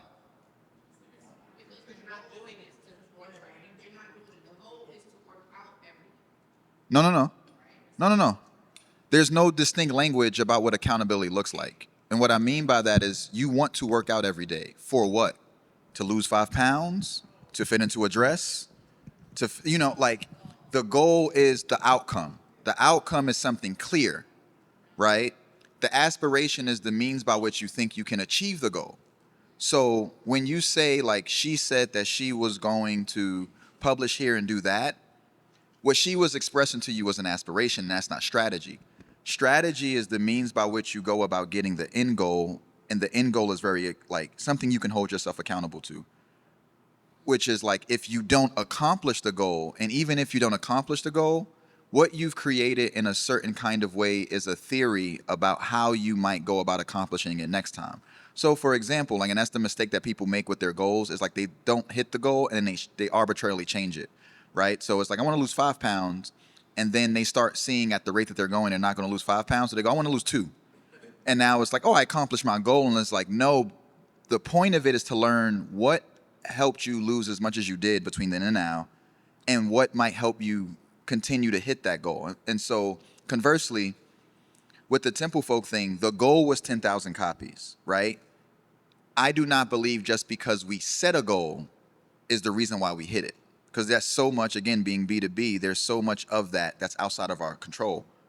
But what the goal did was create a more comprehensive strategy about not just the book, because that's only one element, but all the various things that we did to help us reach our goals. So it's very hard. And what example you've given, that is not, I would be curious to know what her goal was, or what her goal is, and how that one aspiration fit into that goal. So for you, it's really about, like, the way that I think about it is, like, I remember when I was in the MFA program and I would go to the bookstore for inspiration, right? Like, where do I see my book in the shelves? Because that at that point was I want to see my book in a bookstore, right? Now, it was a goal in relationship to where I was, somebody who was unpublished without a book.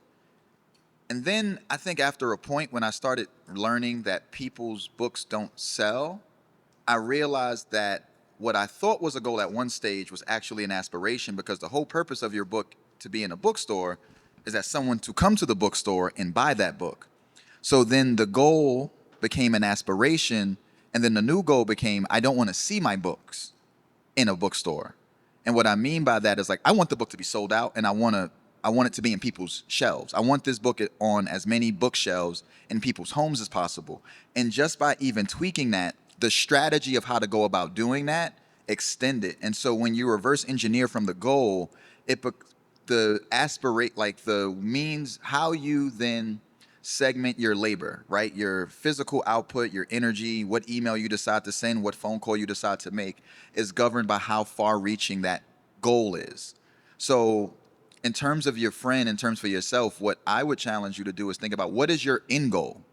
Is your goal just to get a book deal? Because there are so many writers whose goal is to get a book deal, and then they get the book deal, and then that's it. They don't have a vision beyond that. So when then you're talking to them and their book is going into production, it's like, where do you want to go do events? Oh, I thought y'all did that. Yeah, we set up the means for you to go. We fly you out. We book the places. We reach out. But who do you want to be in conversation with? Oh, I thought y'all did that.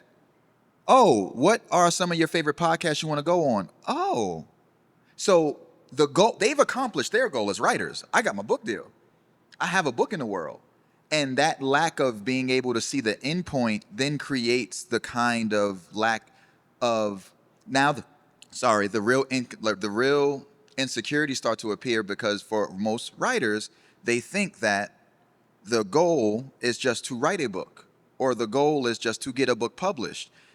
What they don't understand, if that's not their goal, and this is really what it comes down to, is if you don't have like an endpoint, you end up being satisfied with a specific like checkpoint, which is very different than an endpoint. So like if your goal is to get as many people to read your book as possible, would you be upset if you sold no copies, but everyone has read it? Not everyone, but let's say you were happy with the fact that people are reading your book, but all the means by which your book is being read is through libraries. Would you feel like you were successful? And most writers are not thinking in those ways, because they're assuming that like they do their one part and then everything else takes care of itself. And so that the long answer to your very specific question about like what do I think about that? I think that like understanding what goal she wanted to accomplish in the context of what she said, she accomplished that. But I would ask you to ask your friend, what is her strategy from that point? And if she was thinking that far, or was she just thinking about that one point? Because if you're modeling your aspirations of her, you will feel success in a moment. But then once you get past that point, you've written that thing and you get the book deal, there's an entire trajectory that you have to continue to forge yourself that no one else is honestly responsible for.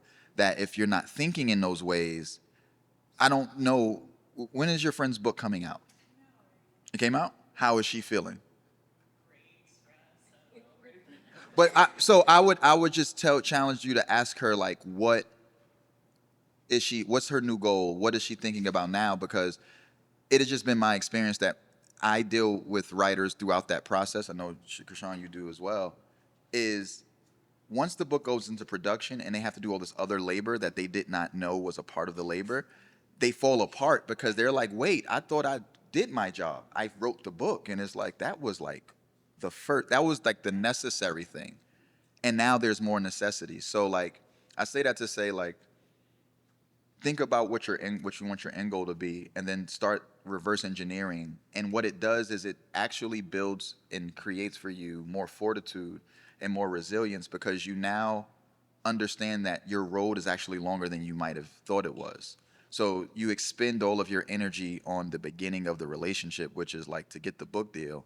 But there's like a whole 2-year process, if we're being honest. Like, so let's say if I signed your book today, your book wouldn't go into production, hopefully, for another 12 months. And then from 12 months, there's another 12-month runway where you're doing a lot of things on the promotional, the marketing side.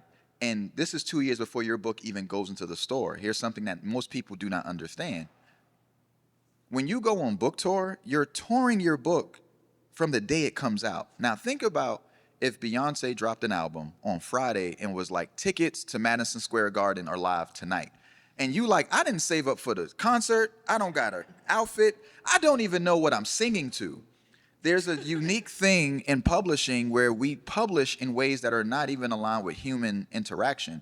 So you're touring a book that no one has read, which is basically saying you're on a promotional tour because you're really promoting the book. No one who shows up that night has read the book unless they're family that you got an advanced reader copy to. So even the way you're relating the book is different. That's why most writers find themselves like, oh, well, if you read the book, well, you haven't read this. I don't want to spoil. Like, you spend half the time like not even being able to talk about the thing because the thing just came out. It's new in everybody's mind, right? And writers are learning this, like, oh, I didn't account for any of these things.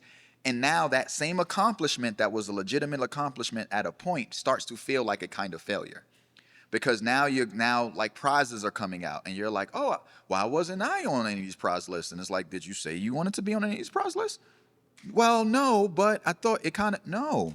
So like having very clear goals, like when I acquired Temple Folk, the thing I said in my acquisition letter, this is the kind of book that can become a finalist for the National Book Award.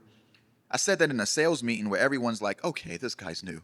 Like, he doesn't know how this works. And then it hit the long list, and they're like, oh, shit. And then it hit the short list, and they're like, wait a minute. And it wasn't because, it was just because it was like I was very intentional about what the goal was, and I was then able to manage expectations in other areas. So I'm like, do not expect a book about Black Muslims in a post 9/11 society to be reviewed in the New York Times. The reason why is because publicity regards a certain kind of success or review coverage. But I knew the kind of book I had. And I knew that this kind of book doesn't get a kind of coverage that we would think it deserves because of very real forces, social, cultural, political forces that conspire against certain narratives. So it's like, this is a book that's going to get awards, but it's not the kind of book that's going to be like a critical and media darling. And because of that, now the publicity department, when they're not getting callbacks from certain departments, certain platforms, they're not marking that as a failure on the project. They're like, wow, you told us this would happen. So now their energy can be refined into how do we make sure we're submitting this for every prize that this needs to be, because YAHDON has already given us the goal, and not aspirational like this book is going to win prizes. I was like, submitted for the National Book Critics Circle Award, submitted for the PEN Award, submitted for the Ernest J. Gaines Award. Like, I was giving specific things, and it was like a finalist for several of them. It won one, and the point of the goal setting is not to necessarily accomplish it. That the idea is to accomplish it, but it's really to hold you accountable to your labor. If you say you want this outcome, what then are you doing to manifest, and not manifest, but to actually make that outcome tangible? Because if you say you want to win an award, but you're not really clear on what award is, you might not even do the basic thing, which is email your editor and say, hey, can you make sure that my book is submitted for X? But when you see the list and your book is not on it, this is when writers go, wait, why wasn't my book considered? Well, you didn't even tell me you wanted that. And so these assumptions that if you do one part of the goal, all the other things work itself out. It's like every step of the way you have to all be as intentional and clear as possible about what it is you want to accomplish. And it's the clarity that makes the difference, right? Like, not so much the intention behind it of like wanting it, but like the clarity about what you want and being okay to accept that you deserve to feel like the work that you're making deserves this thing. But what it also does is it just keeps you at a high level of like accountability, where you recognize that the stakes for everything you do is high. So set the goal. And that is why you need a good editor. That is what editors do. They make a book. They go in and they advocate for the book, and they say the vision. So with your people you're working with, your team, you have to make sure that they have a clear vision that they will talk to you about as well, or your vision that they can see it, because they are the ones who are going to go in there and add that level of clarity that he has with the whole publishing house. Yeah, what a great editor. But also, to your point, then you want the editor who you feel like gets your book and is going to fight for you, not necessarily just the person with the biggest cash offer at the front. If you have an editor who loves your book and will advocate for you. And I guess it's also having the courage then to speak up for yourself and to say, yes, I would like you to nominate my book for these awards. Okay, I'm going to change this up a little bit so you can walk after you eat. If you want a question, just come over here and come to the mic. Come on, don't be shy. Seriously, because I think what you're talking about really kind of game changing in the way that writers need to think about this business. They, because we're always worried about how to get the book ready, but also like how to think in terms of the long run, right? How to think. Somebody should be coming up here with a question. Okay.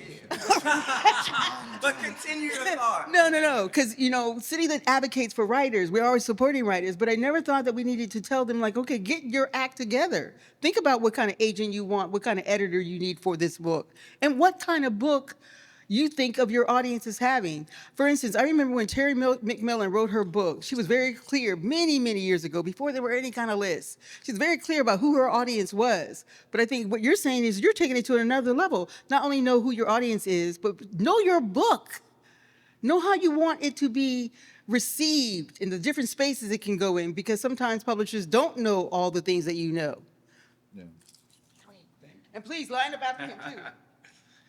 I think this question is probably more for Dawn, because you had mentioned that you did a memoir. Yeah. You had structured it like, I think you said 12 objects or... It was a bunch. It was vignettes. It was about 50 objects. Yeah. Yeah. So how did you kind of determine your narrative arc for that? Because, I mean, with our life experiences being so rich and so full of so many stories, it sometimes is hard to determine, like, how to narrow down into a structure that really works, I guess, for the reader and for the flow of the book.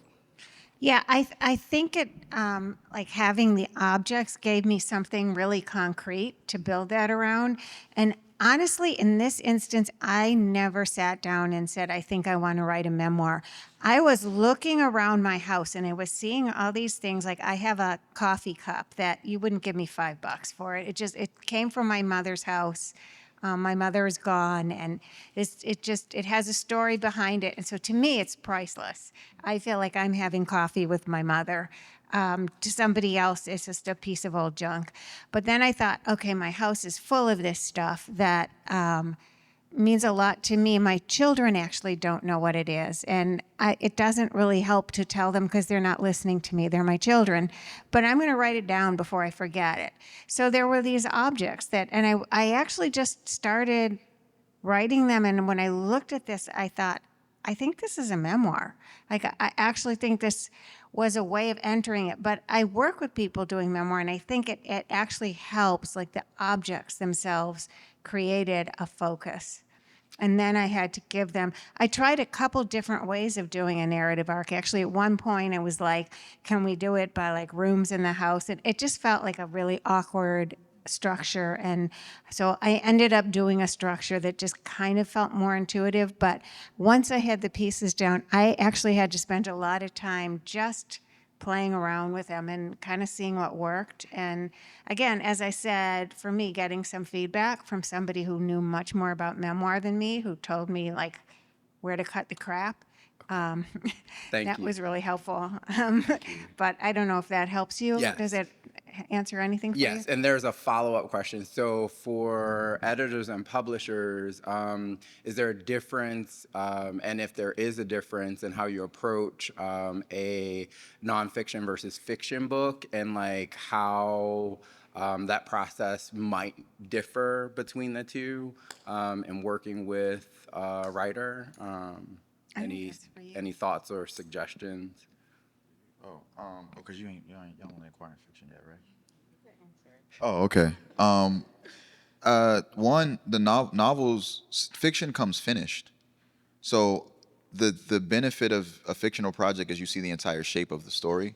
Mm-hmm. And so it's easier to hold in your mind concretely what it is. Nonfiction books tend to be, as KRISHAN pointed out, for various reasons. Sometimes it's like, it's a proposal.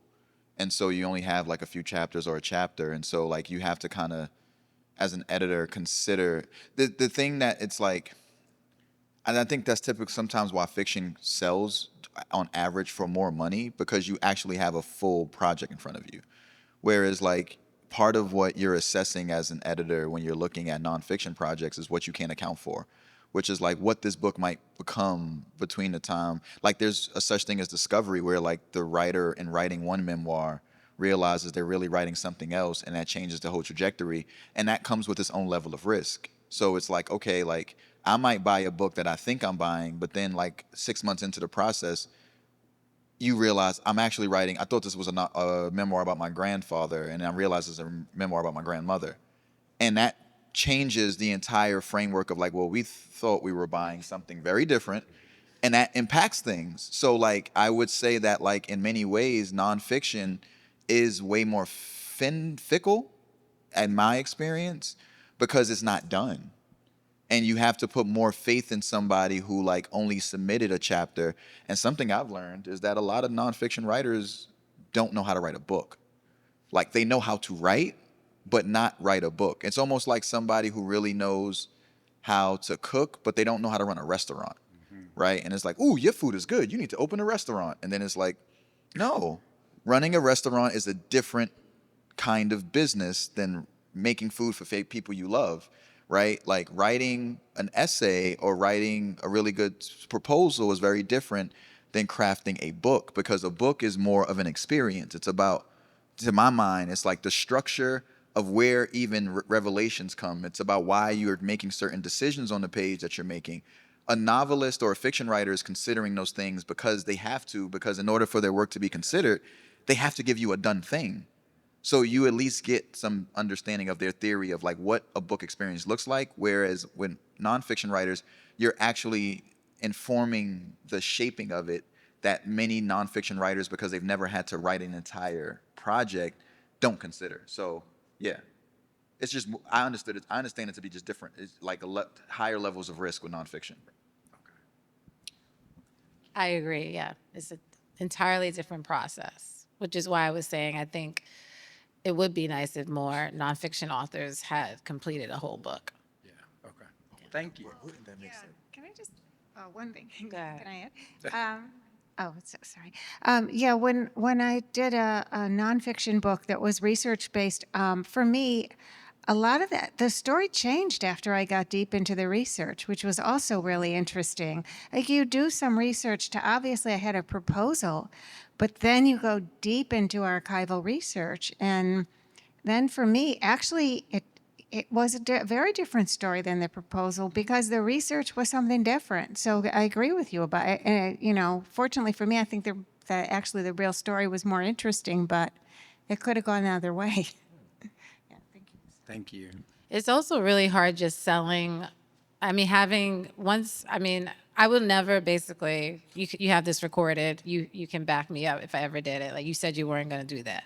I will never write a book under contract. Like the contract is signed, you have a deadline now to deliver this book. It's so stressful.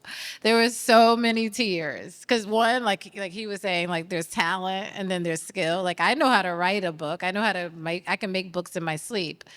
But then to explore whether I had the talent at the same time as being under a deadline, oh my God, I was just like crying. And I have been in this industry forever. And my agent finally said, I think you just have to confess to your editors that you're so stressed out. And yeah, they really helped me after that. I had to admit it though to them first. So I have a question. I have a few questions about a few resources that I found. Dual trope. Okay, is that a good place to start for?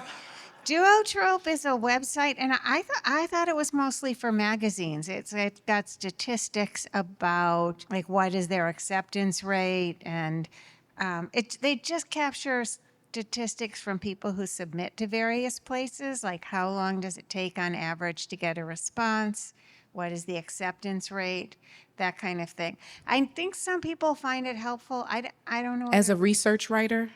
Do research? Like an essayist. Like if I had like a narrative that I'm trying to speak to, like just a column, so you say, in a magazine, would dual trope be a place that I should start? Duotrope would give you information about the acceptance rates of different magazines that you might submit to. Getting a column somewhere is really difficult. You usually have to have a relationship with the publication for a while. You also, there's a website called Submittable that shows like opportunities if you're looking for a place to submit.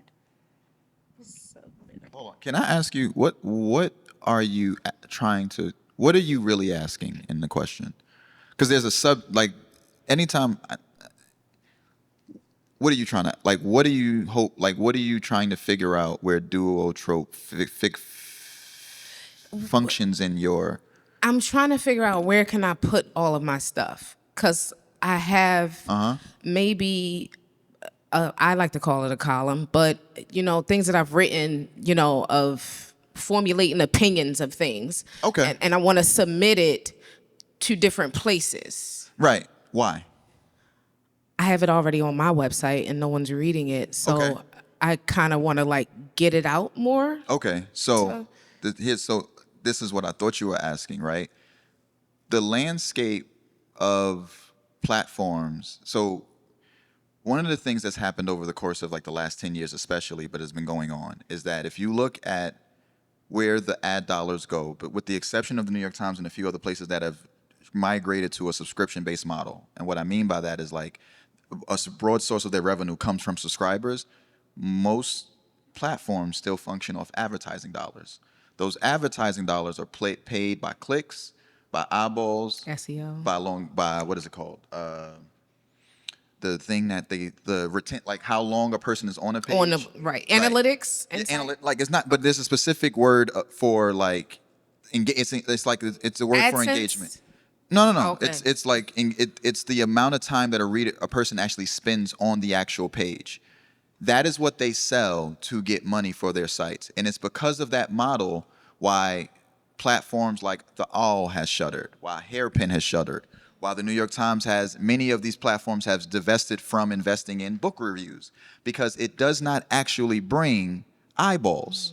So when you're talking about the ecosystem that supports a writer like you, like there was that blog era when Twitter was new and Facebook and all these tools were new, writers were able to thrive because they were able to build their own distribution channels to readers, and they were building their own readership. And then a place like the New Inquiry, which is like they would go, hey, you want to write for us? But the platforms only did that because what they were seeing was, oh, now we have a demographic by getting this writer who comes in with 15,000 followers of their own to bring those 15,000 followers to our platform. So what these platforms are typically looking for, they want to convert your followers into their readers. They want to get you behind a paywall so that they can convert what you write for them, right? So again, like the business of this shapes in many ways the ability of what's trajectory. So like when you're saying you want to submit to these places, what anybody's going to look at is like they're going to see themselves as doing more for your career than you're doing for them, because who are you bringing to their site? And so what I would challenge you to think about is, if your writing is not reaching people, what can you be doing so that you are building your own readership? Because here's another thing that people do not like to talk about, is that the Atlantic, if you don't have, there's a friend of mine who said, he worked in tech, he said if your social media platforms you lost all your followers, how would you reach your following? And we use these tools as a way to build our networks, but what we don't understand is that we don't own those tools. So if you built 100,000 person following and then for whatever reason Instagram decided your account, all those people you can't reach. And so what has become the new frontier in terms of what I know creative and entrepreneurship, Substacks, Patreons, a lot of writers who can no longer get those jobs or those positions are building their own audiences. And that's going to be in many ways the future of, like, you already are showing that you are building a platform where you have people who want your opinion. That is your leverage in getting anybody to really publish you in this landscape, because all these places that have the prestige of an institution, they're always looking for conversions. They're always looking for, how do we get more people to subscribe to our content? So if you're coming in and you're saying you don't have an audience, they've already divested from people who they've realized that were on salary, was like, well, no one's reading your reviews, so we're not going to really run a review column. So what we're going to do is different content. So I just say all this to say is like, part of your challenge is going to be figuring out how to build the audience for your stuff. Because once you show you have audience, those institutions come when you have audience. Like, they always come. Once they see you have an audience, they come to you. And once they come to you, you have more leverage in how to actually retain your voice, even when you write for other publications. Because when you write for other publications, you're also giving up how you write a lot of times. Like, other places have standards of, like, if you write for the Atlantic, I don't know if anybody's ever written for the Atlantic or the New York Times, but they have standard procedures of how they want your voice to look. And most writers don't understand you're writing for an institution that's an institution for a reason. But, they're like, oh, they're killing my voice. It's like, no, like, you have to understand what it means to write for these places. So all of my answers are a way to just challenge you to think more about how to build yourself so that these institutions want to invest in what you already have going on, as opposed to like what I understand to be an antiquated model where it's like you're hoping that an institution puts you on, because that's why so many of these writers now are so hard to publish, is because that ecosystem doesn't exist like it used to be. It used to be a time when you could rely on a staff writer from the New York Times having a certain kind of following, and then you publish them, and you could theoretically guarantee about 3,500 to 5,000 book sales. But then you realize most people are fans of the New York Times. They don't even know who wrote that article. Like, how many times have you said, oh, I read this article in the New York Times? Who wrote it? Oh, some writer, but it was on the New York Times. So like, the institutions understand that their branding is the most valuable thing. And it's why, like, the last thing I'll say, something I've been doing as a practice as an editor is when we source blurbs from different platforms, we don't just, for my books, don't just put NPR or Washington Post, because we're erasing labor in that moment. You need to know the person at the New York Times who wrote it, so that we're creating visibility for the labor that actually exists, which is getting erased when we go, oh, I wrote for the New York Times. It's like, yeah, the New York Times becomes the headline now. You get erased in that. So it's always, this part of this is also about understanding how do you leverage these institutions to help you, as opposed to like thinking it's only going to help you in ways that, like, sometimes it underserves us as well. Okay. Yeah, once again, I'm just going to back up what he said and just say that is brilliant advice. I highly recommend, because I work with a lot of journalists, and it's just sort of like they're just not making money. They have to publish books. It puts a lot of pressure on their books, what I don't like, because I get called like, I need my check, I need my check. I'm like, but you haven't delivered the pages. I don't know what to do. I want to help you, but like, that's not my job. So yeah, I agree. I think something like Substack, and to make it about you a lot more and your name. Like, I know it's not working from your website because no one knows the website exists, but I think I there's just have platforms too many that- things, yeah. honestly. I'm doing so much. Well, that was going to be what I wanted copywriting. to add to it, is like also figure out like what do you want to be known for writing? Like, what do you enjoy writing? Like, if you're all over the place, it's going to be harder for people to like hook into you. So you need to like invite the tribe in, but they need to know like who you are, like what train are they getting on here. So I think as much if clarity you can make and put it on a platform that really makes it to you, I think what he's saying in terms of it growing from there is really smart. Okay, I have about it's 3:39, so any other questions for me should just be hit rocket fast. But go ahead. I don't know if I'm your next question, but I do. Okay. My last question was for you. Are any of the editor positions are there any remote positions? oh, totally. In publishing now, it's open to remote. We're back 3 days a week. I don't know how much you guys have to come in, but it's definitely a lot more hybrid friendly. Where do you live? Are you in Baltimore? I am. Yeah. So there's also like summer programs. There's an associate program at most of them where you can come in for the summer. And I know people who just like to see if whether you even like publishing, like do an associate program. You can work in different departments. Yeah. Why are you laughing? No, because I'm like, do I even like this? Like, it's just... Yeah. I mean, yeah, there's things that you can see when you're like in the room. But yeah, you'll definitely find remote. Okay. And I think that's it. Thank you. So for those of us who are interested in the long game of being an author for a long time and having multiple books, understanding that debut writers typically sell a modest amount of copies, what else can we do beyond writing the best manuscript that we can write to ensure that we get that second book deal? I guess the question is, what are publishers looking for in that second and third and fourth book deal? Are you writing fiction or nonfiction? Fiction. Well, I think for fiction, in my perspective, I just think that there's less of that platform thing happening where nonfiction people, like you said, like a lot of them are not writers. So there's just a different expectation, you know, where they don't realize that we thought you were an expert in this, and we are also signing on that you're going to know how to bring your audience to this. Where, you know, fiction, I just think there's a lot more openness in terms they're not expecting you to really do much. But I think if you're smart, you would sort of have a vision and network with other writers is really important. You know, blurbing. If you're just kind of like, you know, introverted, I think that you're kind of doing yourself a disadvantage. Like somehow pull yourself on social media or to some of these workshops and conferences to meet other writers, especially those that you admire, and develop relationship with them. I see a lot of that. I used to work for a second in like romance, and they are crazy good at marketing. Like now everyone's catching up. All the publishers want to do romance because of Colleen Hoover. But these romance folks have been doing it a long time. The writers are readers. I mean, the readers, they read excessively, like a bunch of books a week or something. Mm-hmm. So I don't know what category you're writing, but if it's definitely genre fiction, I think it's really great community in those areas. You go to like Thriller Fest or something and people are just obsessed with you, and true crime, like, you know, find your tribe.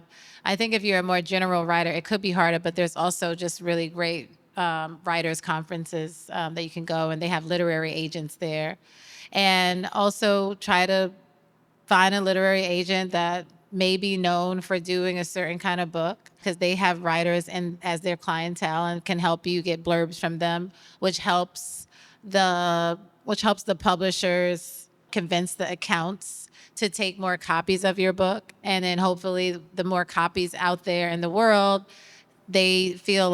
publishers feel like there's more opportunity for the buy, and so your numbers would go up. There's awards, and I think what he said was really great advice that I'm also going to take. I told him after, is because you really just want a clear vision. Like, you are a reader also, and think about where your best authors live. Like, are you discovering them in book clubs? What has been your mode of discovery? And so that is where you sort of want to have a vision of positioning yourself and communicating that to your publicity and marketing team and your editor pretty early on. Yeah, KRISHAN, this is for you too. Can you give us a sense of what your publishing house thinks in terms of literary fiction versus commercial fiction, and what you think about multiple point of views? Well, Legacy Lit is a part of Hachette Book Group, and we are an imprint, and we're published under a division. I like to use this to describe it. Like, there's a house, and then the house is Hachette Book Group. There's a floor, floor one is Grand Central Press. That's the division. That's the name of the division. Legacy Lit is a room, hopefully a really big like condo actually, but you know, is an imprint in there. So GCP, I'm really happy to be under that division because they do like really big commercial brand authors like James Patterson. Who else? I should know all of them. David Badalci, I think. So they do like these big name brands. So they know how to do fiction really well. They do they're known for doing extremely commercial works, which fits into what I want to do. So Legacy Lit, we're going to do straight commercial fiction to start. Literary is just kind of hard. And also, you know, the data is showing that there is just not selling as much. Everyone wants to do the genre fiction now, like sci-fi and romance are going mainstream. So a lot of those publishers who were, you know, getting their bread and butter from paying smaller advances are now competing with the bigger imprints and divisions who can now pay millions for a book, Yeah, they're suffering. They're mad about that. So they're competing and forcing these other genre fiction imprints, to be more aggressive. And so I don't want to follow the lead. I like to publish against the wave. So I want to do commercial fiction, but our books right now are really dedicated to our fiction line is focused specifically on BIPOC authors because we're only starting out with like 3 books a year, and we're gonna sort of find our lane. But our fiction is going to reflect our mission, which is to give voice to the voiceless. And again, Ghost of Gwendolyn Montgomery, you may not think Tia Williams meets Ghostbusters is doing that, but it does in a fun way. So yeah, we want to do like fun, elevated commercial fiction. Hello. Sometimes I wonder when I'm speaking in the mic. My name is Sharita Cole Brown, and I am an author and a transformational mental health speaker. I have written 1 book, and it fell into a memoir, and it fell into the category that you said. But I felt a little better when you said first books don't sell as well. I sold a little over 1,200 copies. And I was like, oh, it should have sold more than that. The book was blurbed by, my memoir is the story. I was supposed to, I'm trying to explain it clearly. I was diagnosed with bipolar 1 disorder. I had a psychotic break in college. And it was thought when I came home that the therapist that my parents took me to said, given the severity and frequency of my episodes, the ups and downs, didn't look like I would have any quality of life. So I wrote this book about how I was living this wonderfully thriving life. Kay Jameson, who wrote An Unquiet Mind, blurred my book. So that's on the front of my book. And I'm thinking, okay, this book is going to sell because Kay's book is bibliotherapy for the world, and my book is not bibliotherapy for the world. And I am a Black woman who has had such success. And I'll say this last thing, because I'm trying to figure out, I just figured the marketing wasn't as good. I ended up as a woman who, my parents and I were told that I would probably eventually need a custodian.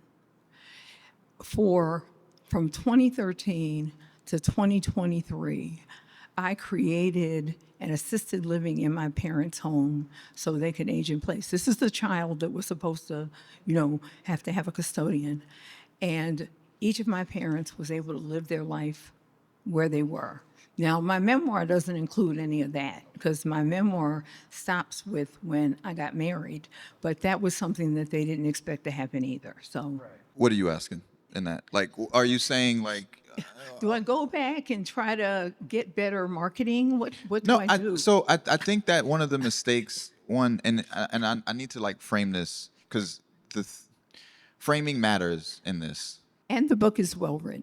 No, listen, I don't I'm doubt just that. saying. But see, so there's some kind. All right, there's like some like.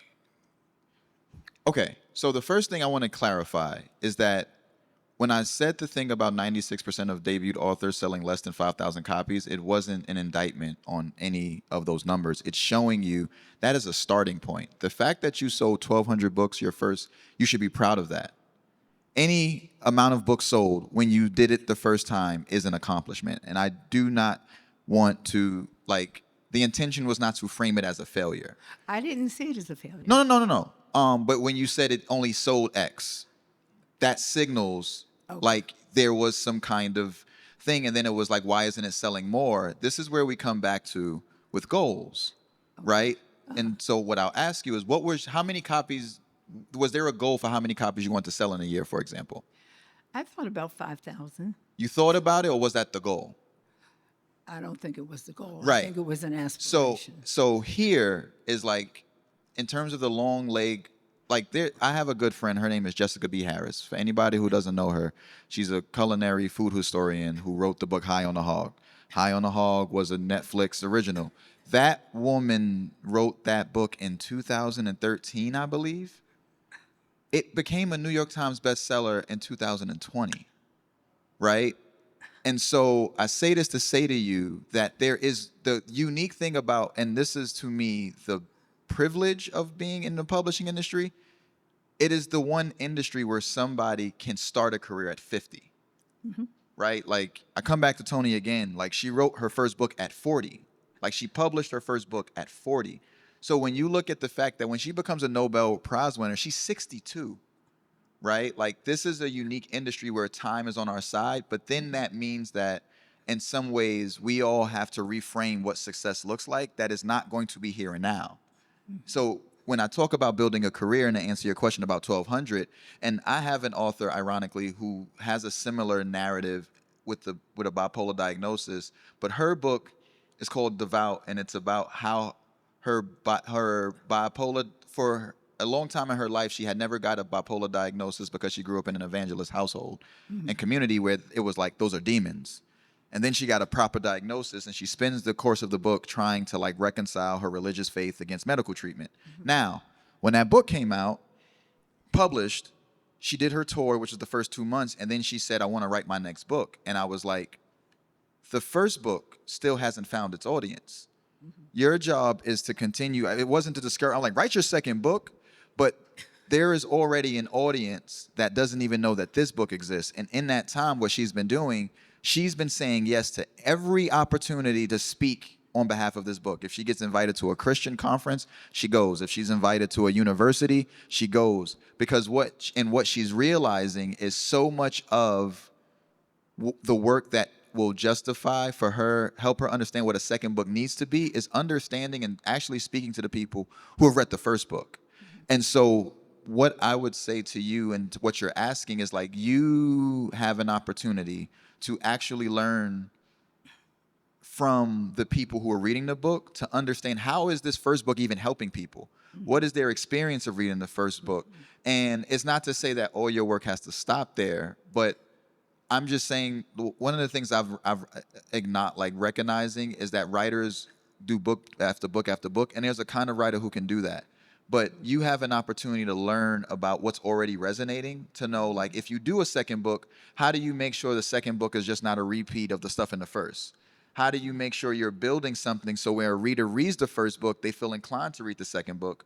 Or if they read the second book, they're inclined to go back to the first. So, yeah. What I'm trying to do is to give people hope. In the mental health spectrum, when people think about people that have a serious mental illness, which is bipolar, schizophrenia, or major depression, they think of people going into theaters and shooting everybody in the theater. And I am not that person. And, you know, I am a Christian Black woman who is living a terrific life, who has, I'll throw this in as well. They didn't think I would get married. I got married. My husband died, leaving me with a 6-month-old and a 19-month-old daughter.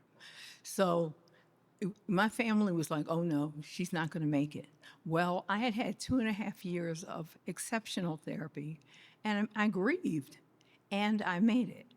And I just think it's important for people to know that you can make it. And the thing is, I guess a couple years ago, one of my girlfriends told me, she said, Sharita, have you Googled yourself? And I was like, why would I Google myself? Why would I do that? And she said, please Google yourself. And when I Googled myself, all this stuff came up. And I'm like, well, if all this stuff is coming up, shouldn't that be translating? But think like 1,200 people. I mean, do you have a room in your house big enough for 1,200 people? That's an accomplishment. What I'm saying is like 1,200 people is a reflection of everything you've done at this point. What I'm going to continue to challenge, if you want that number higher, you have to do more. Okay. And what I mean by doing more is like something that like authors are doing. It's like one of the reasons why I'm down here in Baltimore. Like I should be editing somebody's book right now, to be honest. Like I'm almost feel a little bit self-conscious about these cameras because like this is why my book ain't done, because he's in Baltimore talking on a damn panel and he owes me edits. But the reason why I say yes to these kinds of things is for opportunities to talk to people like you who need to who understands that like there is the labor that you've already done has gotten you what that labor deserved. You put a book out, you got 1,200. If you want more, you got to do more. And part of doing more is like any opportunity you get to speak, take it, right? Any opportunity that you haven't like even if it's not about selling a book. If really what you're saying is that you want your story to be inspiring, then it helps to build a practice that's sustainable for you that allows you to do that work. Because really what the book is a medium by which you get to actually build the connection you really want to create, right? So like by the time, and I'm going to use Toni Morrison's a paragon to me, like by the time she died, right, she had a memorial in Riverside Church in Harlem, right? This big sprawling cathedral, and there were all these like readers from all over the world there, right? Just all these people for whom Toni Morrison's work had profoundly, deeply impacted her. Now you got to think about the irony that this is a woman who created this experience and was dead, which means she didn't even know that Riverside Church had packed thousands of readers from all over the world intergenerationally, and that is in some ways the work. Meaning you do all this work to cultivate influence, and you in some ways will never know how, when, or where the work is doing the work. But you do not allow, and this is the irony, that 1,200, if you have 1,200, this is the way I'll say it to you. There's a movie called Dolomite, is my name. It's on Netflix. It's funny, but the connection is going to rock for you. Okay. Right? There's a movie, Eddie Murphy plays in it. He plays Dolomite, this comedian who wants to make his own movie. And he goes to his record label and he goes, listen, I want to make a movie. And they're like, you know, I'll take my advance, like you can basically, I'll sell you my royalties to get the money to finance the film. And his record executive, you know, the label owner says, Rudy, nobody wants to watch. There's like what did he say? He said, you cannot make a movie for 5 blocks of people in your neighborhood. And he said, yes, I can, because every city has those same 5 blocks. Wow. Right? And so this metaphor is by understanding that 1,200, that's a metaphor. That's your 5 blocks. If there's 1,200, that means there's 2,400. And that means there's 3,600. And by knowing the fact that you've already hit 12, and this is why I'm going to continue to say it, to not look at that number as an indictment, but, with nothing else but writing a book, I hit 250 people. Okay, what am I going to do to get to 500? So I say this to say to you, part of the work that you need to do is no longer on the page only. It is about being out in the world. And that's really the other part is like, so the same way you showed up here, I hope that you're like saying yes to every opportunity that allows you to be able to tell somebody about your work, because that is the difference maker. And I want to say to you, I stood up to say something because I didn't take it as an indictment. It actually encouraged me that it hadn't sold bazillion copies, because you said first books don't always do that. So I was like, okay. Well, you're also, if I can just add, like, it sounds to me like what you're selling is a message, right? And so a lot of people, like, people may have not read the book but gotten the message. If you're all over Google, it isn't just your book sales, and maybe your books also are a vehicle by which you go and speak to groups and you speak to people, and maybe they didn't buy your book, but maybe you changed their life anyway. Thank you.